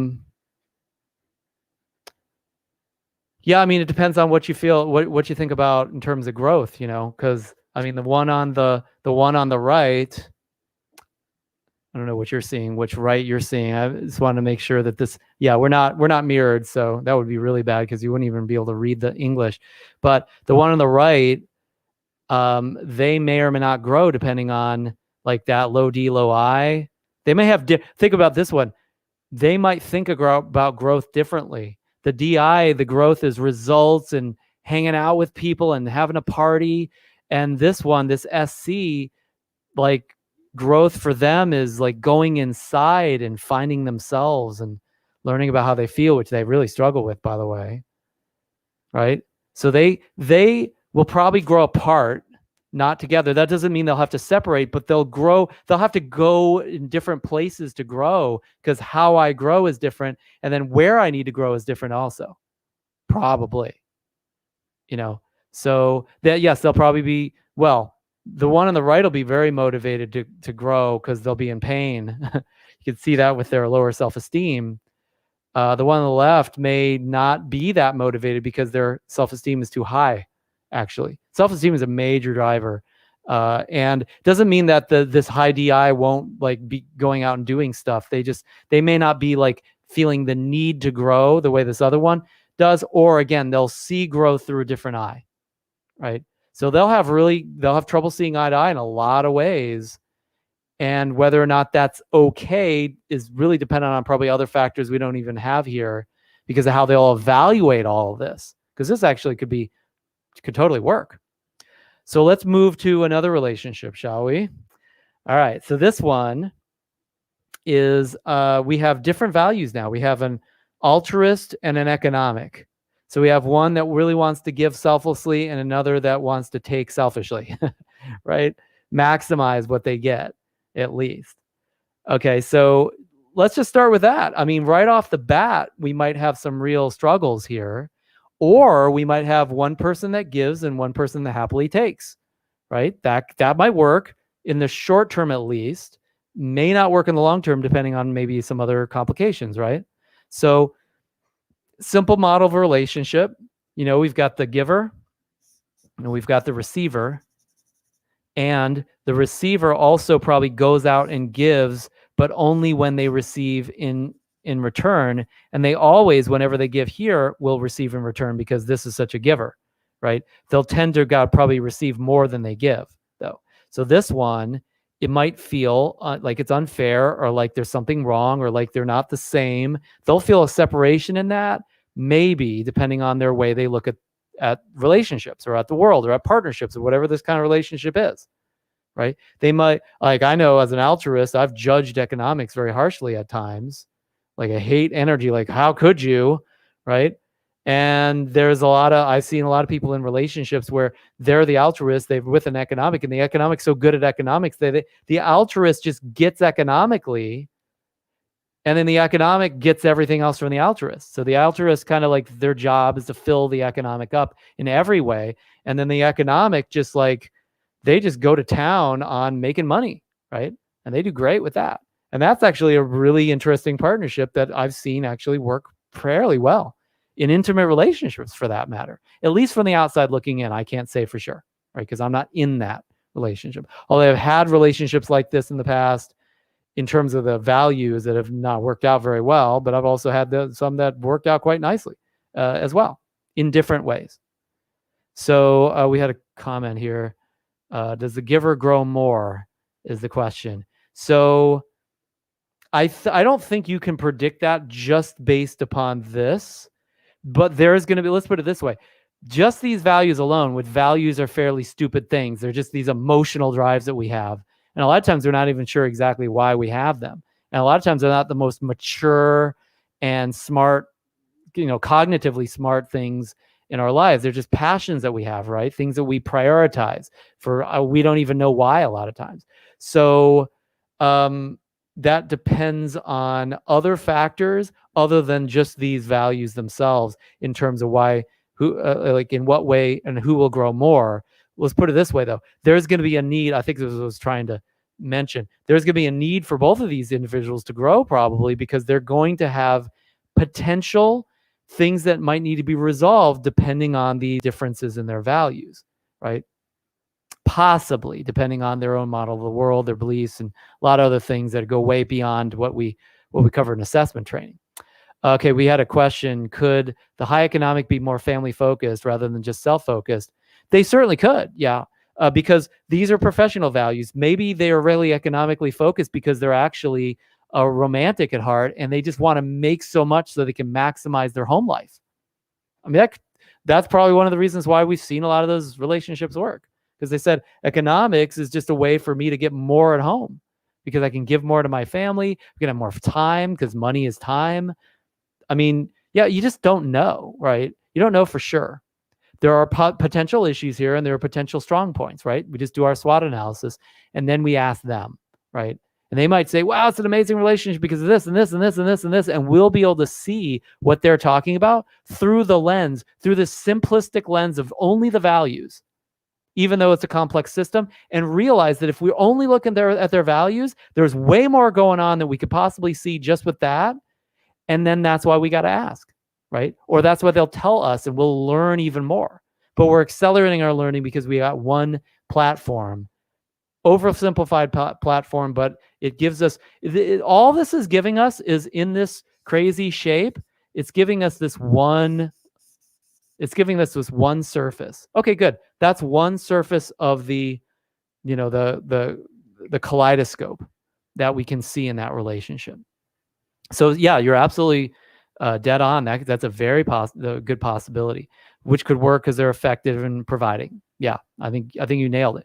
That may be another value that's not even captured in the values profile, right? Or it might be, like I said, part of that economic drive for them. A lot of people say, I'm really economically driven, but my why is my wife or my kids or something like that. Like she's my why, right? So yeah, I mean, there's just so much going on, so much more going on with all these multifacets of people and what's so different about them and the diversity there than just this oversimplification. So let's add to that. Let's say in this particular relationship that they have the same disc or they have compatible discs somehow. So now how does that change this interaction? I mean, for one thing, we could probably say that how they get their values met is going to be very similar. So they could go do some kind of contribution thing and the altruist gets contribution and the economic gets networking because the people that contribute have enough to contribute and they're rich, right? They can go make sales, or they can go to a training and one learns how to make more money and profit and influence. The other one learns how to give better, right? And they maybe have probably similar types of lessons that they can get as they interact using those same or compatible discs in their personal life or whatever, right? So having a compatible disc could massively alter how the give and take in this relationship actually occurs. The economic might contribute in a highly efficient manner, and the altruist appreciates that because of what it gives and wants to give even more and gets more out of giving than she does or he does from receiving. And then they're good because they got the compatible disc and they can feel connected, not because they necessarily are values wise even, but because they are in terms of the way they behave, their style of communication. They're just simpatico on like the way they pat themselves, each other on the back, or talk to each other, or hug, or whatever, right? That could be a really good relationship right there, even with diametrically opposed values. So now we see another facet to the shapes in these people that maybe fit more than we can see, but maybe they only fit in one or two of these facets. Okay, now let's complicate that even further. Let's add a bias, just a bias alone inside of their AI. So let's say the altruist is biased towards higher empathy, and the economic, which would correlate, right, would be much more biased towards practicalities, right, the extrinsic. So we got an intrinsic bias and an extrinsic bias, and they're, together, right, with compatible discs. So now it's like we've deepened the differences in similar ways, but now they think differently as well. So that thinking is, again, it's another facet of that relationship. And it's like they really need to be able to see that, hey, this altruist needs to understand this person thinks about practicalities first and economics. And so they're going to miss a lot of the empathy stuff that you over bias. And they won't be a doormat like you, but they'll also maybe have rougher edges when it comes to practicalities. That might be an issue for them. Right. And the practical thinker who's high economic might look down on this person sometimes, depending on the way they interact with that particular relationship. And by the way, that may not be expressed in their disc. That might be something that's unexpressed and covered up just because it's not naturally coming through because of the way they are so compatible with their disc. Right. That might be a layer of the relationship that might be better left untouched if they're both really happy. But if one of them's not, or both of them aren't, or there's more key to development and you see it's a major area, that might be actually an important area for them to really look at. And they could still resolve, right? Because this is thinking and they're in control of their brains. They could change their bias. In fact, when somebody sees their bias, a lot of times the bias ceases to be such a constraint on them as well. Okay, so we further complicated this. Let's complicate it to one more level. Let's say that the empathy individual, high empathy, positive bias, also had a heck of a lot of clarity. Now they can see and feel what this economically driven person sees and feels. That might really help that relationship, or it could be a problem because they're like, now I know who you are. I don't like that. I don't like what I feel when I feel you, right? Or what if this practical thinker is really, really high on practical thinking in their clarity as well? Well, they're amazing at producing practical results. Maybe that altruist needs those practical results to give, and maybe they're not going to employ those in that way. Or what if they're low? What if they're like, maybe they're not up here, maybe they're really low, even though they value the practicalities, they just can't see it all. And so they only have one way of creating economic results. And what if at some point that one way, somebody moves their cheese, so to speak, like in that same vernacular as the book describes, right? Something different, they lose their job or something. Now this whole thing gets unraveled, right? That compatible disc might be really important at that point in the relationship, because emotionally they're going to maybe struggle a lot more because the give and take has been shredded, because one of the ways to give, the economic, isn't there anymore. And all of a sudden this is laid bare. Society is not contributing to this relationship in the same way. And now they're not so fat and happy. That empathy might be really important for somebody who has a low clarity in their practical. Now, if they were low, say they were low empathy, they're not up here, but they're low empathy with a positive bias, it's like they might be blind to not really understanding them, but they think they do, right? And all of a sudden when they realize they don't, that could really mess things up. So this is way more complicated. And not to mention, we haven't even gotten, we're talking about them, but you can't measure their circumstances. You can't measure where their economics are at. That's, just from a from an assessment. You can't, right? So then we got to look at the landscape and see, where is this car, where is these shapes driving? What is their particular like place there in life and in their relationship and in their stage of life. Like there's a ton going on there that like this, we have to bring this to that landscape to be able to really be able to fit all the pieces to that relationship or that partnership or that business or that that manager employee relationship is how it actually plays out in the world as well. All this is going on, and it's just a question of whether you see it. It's a question of whether your client sees it, because that lack of seeing this is going to impact your client, or it's going to impact your coaching on that client if you don't see these things. All right. We had a couple more questions, so let's take a look. So having a total mismatch on values is not necessarily a recipe for failure. Not necessarily. It really depends. It depends on much more than just those values. So have I seen a lot of altruist economic clashes where they didn't share any other values and they were a horrible fit? Sure.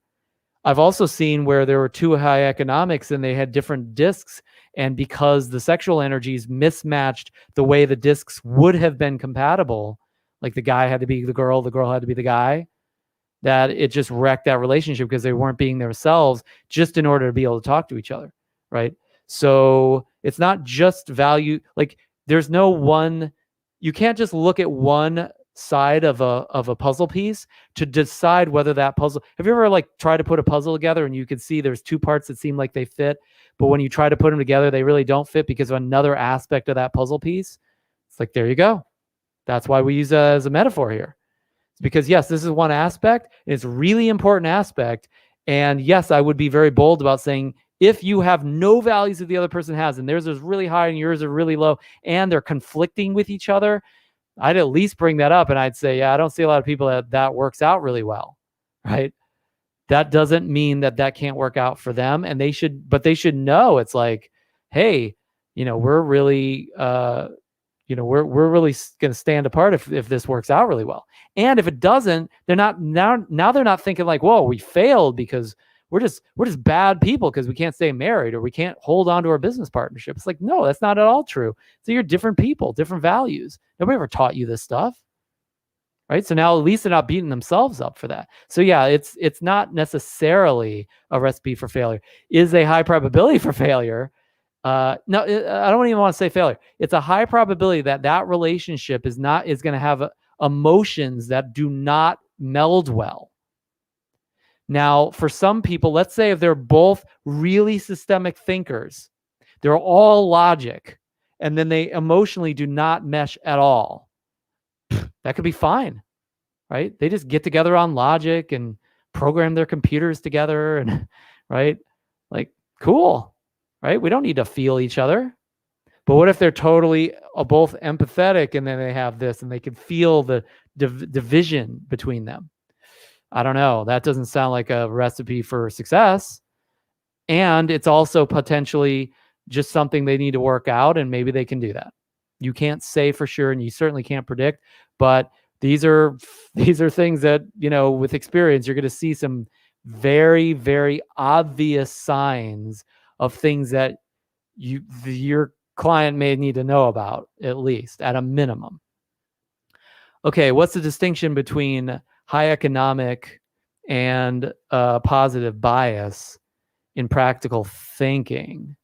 Okay, so high economic is a feeling, it's an emotion that someone wants, a feeling of maximizing, expanding, getting bigger. Practical thinking is about what's best and wanting to think about what's best or not, and the reasons behind that, which could be many.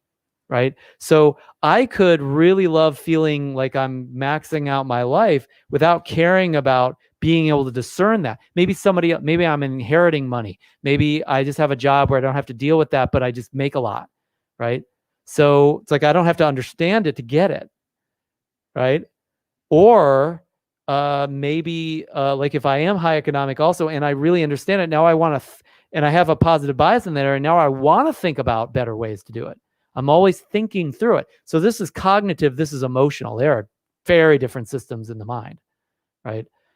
So yeah, they're very distinct from one another. They do tend to correlate in my experience. I don't have the necessarily the numbers on that, but we do see high economic and practical thinking tend to reflect in one another. But I have seen variability in the biases. Sometimes people want to make a lot of money. They don't want to have to think about it, right?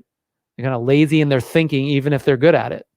And others that really are inept in thinking about it, even if they want to, and they're driven in that way, right? So yeah, you could be really practical and yet not be practical about money. Maybe you're practical about other ways that are outside of economics to get the best of something. Part of having the best in life is feelings, right? So maybe you're just really practical about having great relationships, right? So practicality means different things, different people in different situations, depending on values, and all that comes together, and you got to think about all of it and separate what we're talking about. When we're talking about thinking, we're not talking about feelings. There is no feeling in the Hartman. There's nothing feeling in there.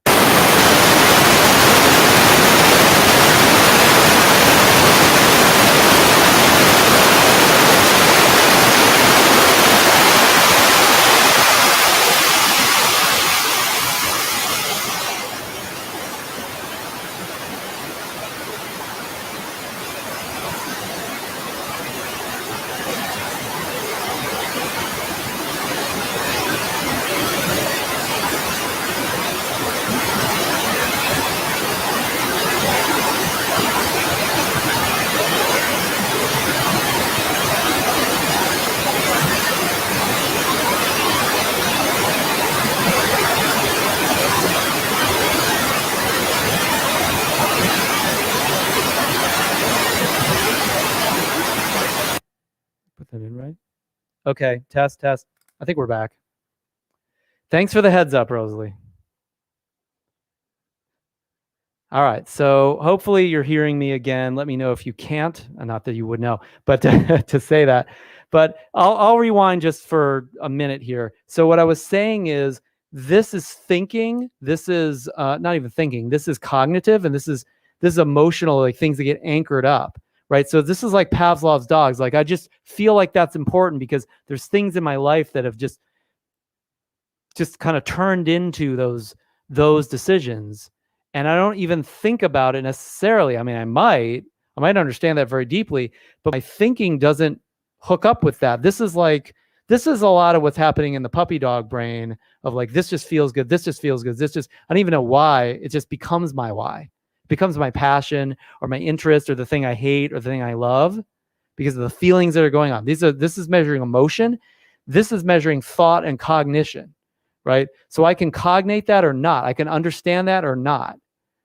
And just because I have certain cognitive strengths, weaknesses, biases, etc., doesn't mean that doesn't necessarily predict my values. Now, some of the biases probably do perpetuate from some Pavlovian conditioning that's happened. I had some bad and good experiences, right? In different areas where I didn't want to think about things and certain things I do want to really overly focus on, right? That's the only aspect of this that's really like married to the values. Because I mean, the Hartman values profile is literally a values profile. But the thing about it is we have to separate the valuation, i.e.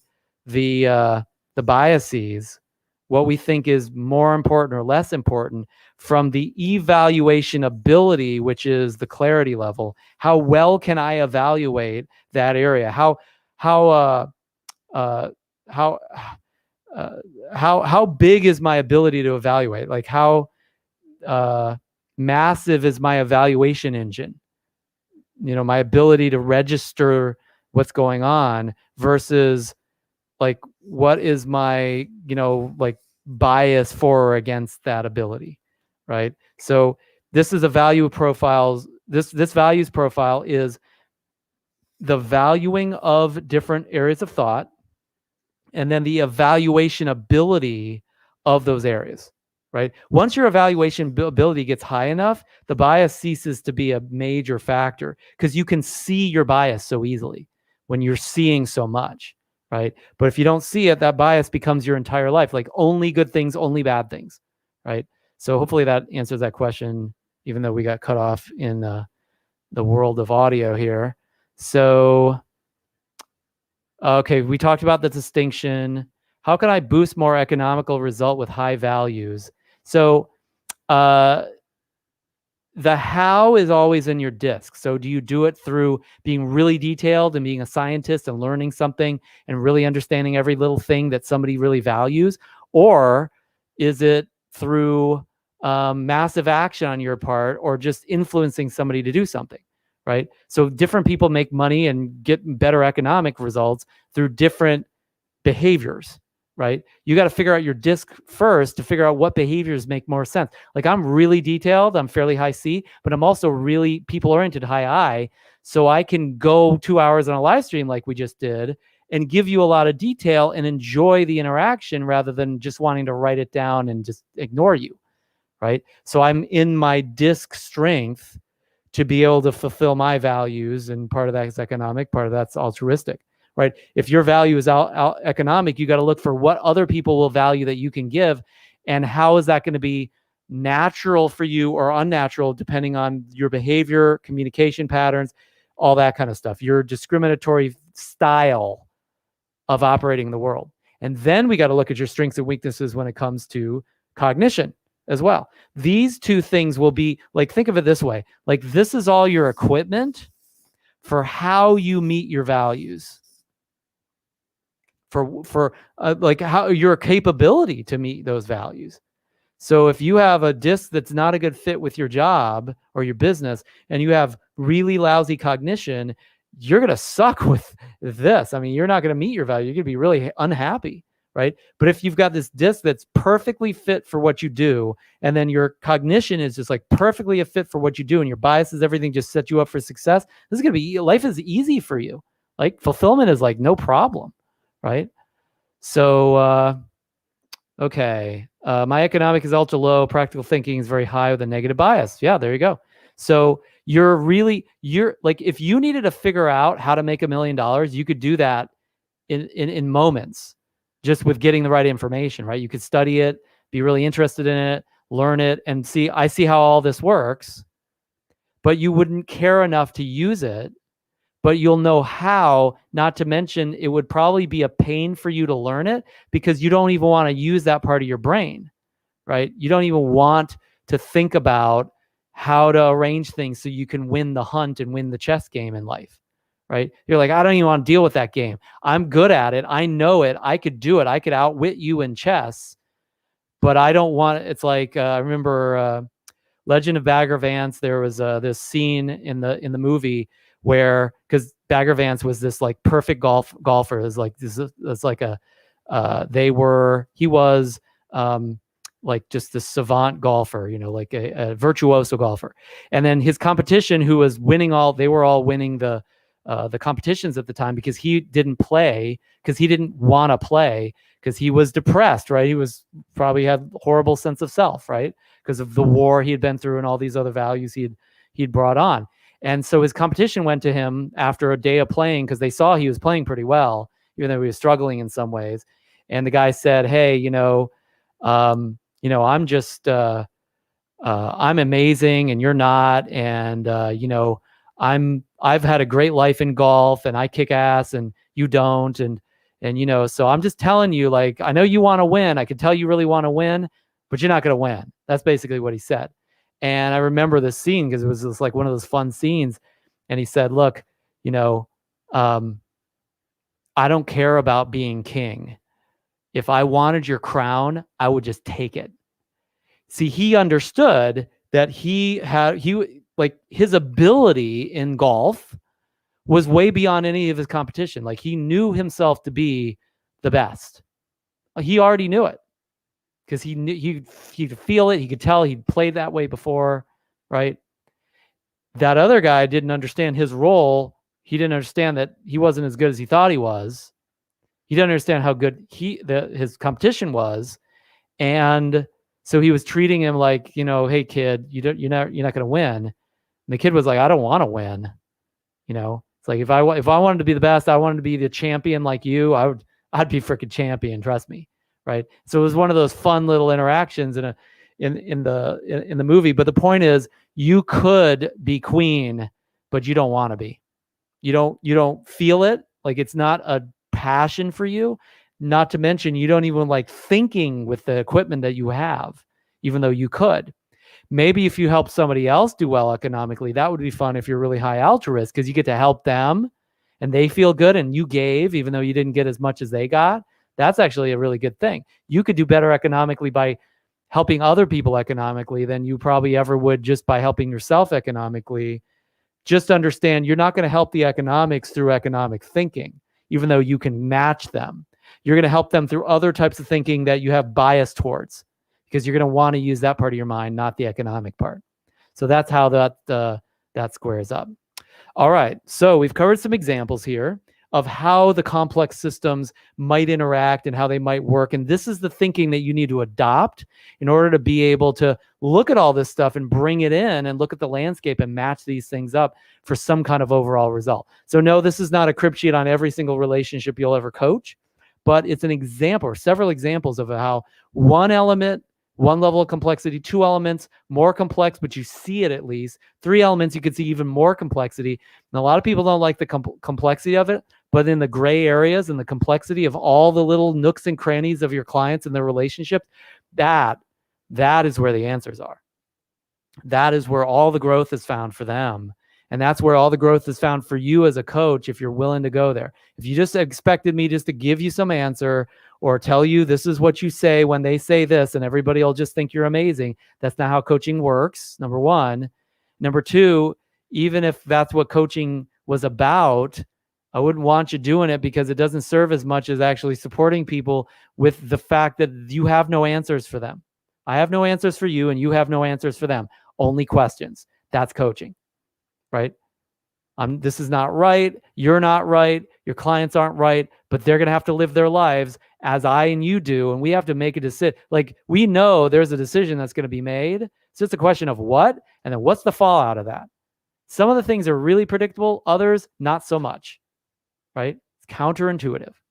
And so your own intuition will only take you so far with giving answers. Your client's intuition will only get them so far. So we have these crutches that we use.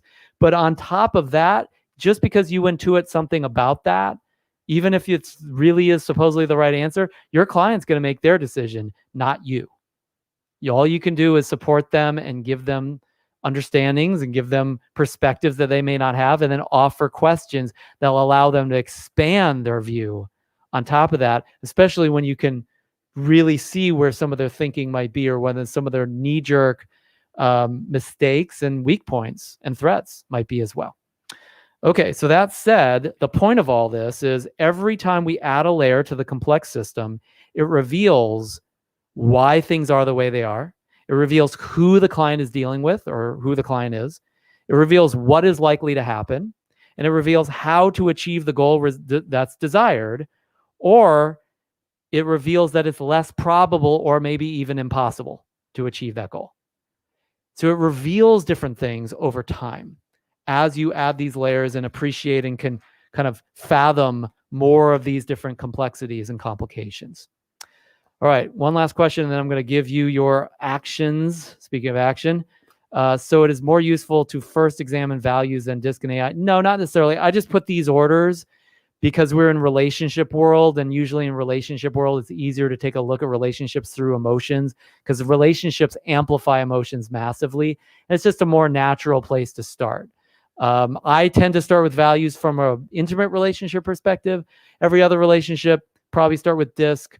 And there's no like perfect place to start by any means. Just start with whatever really like works for you, I would say. So here's your mission if you choose to accept it. Look at your graphs. Look at your clients' graphs if you have them.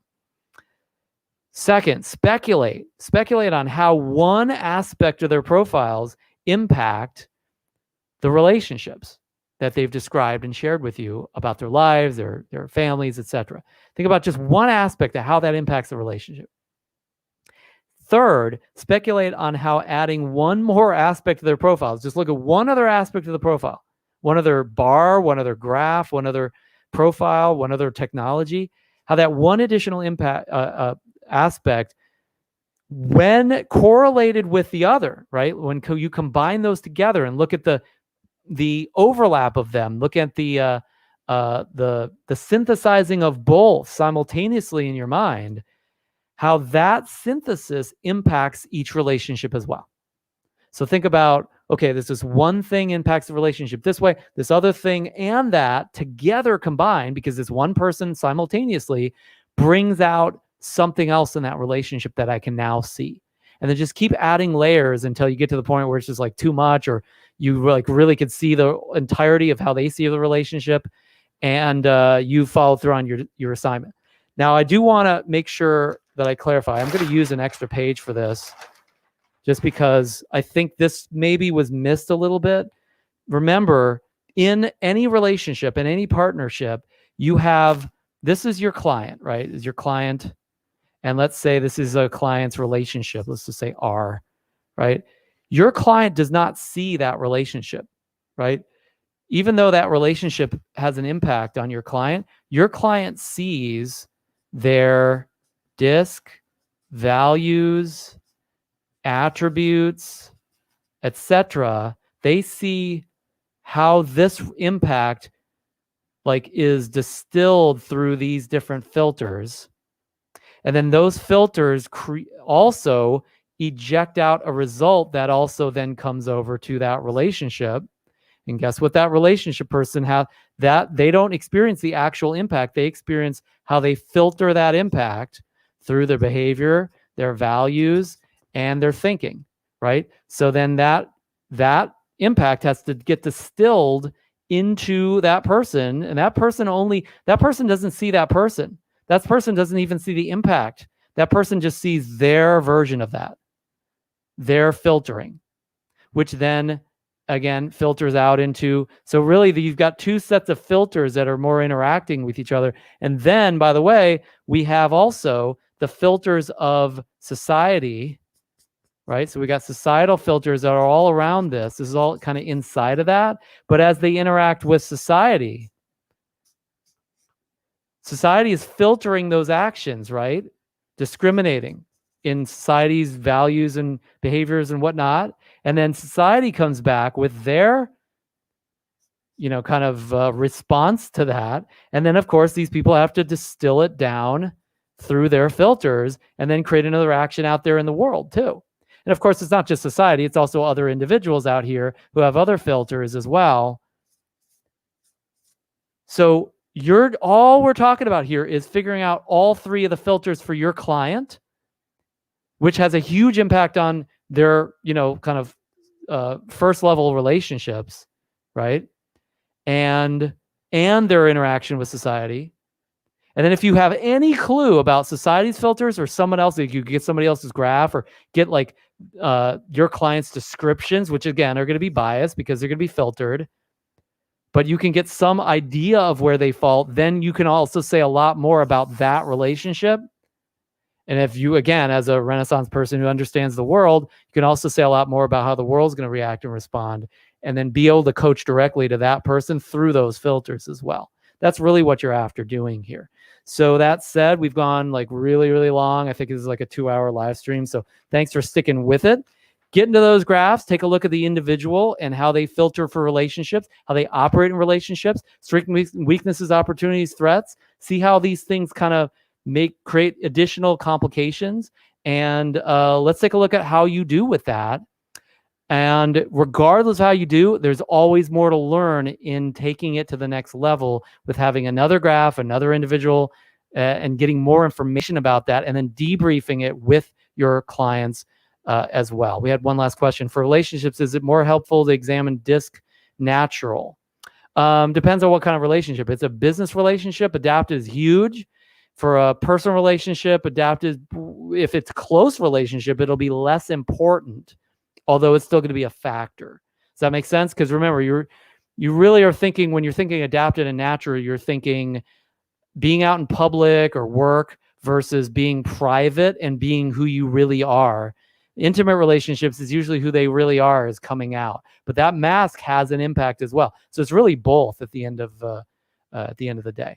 All right, guys, take care. I'll talk to you in week 10 in our next live stream.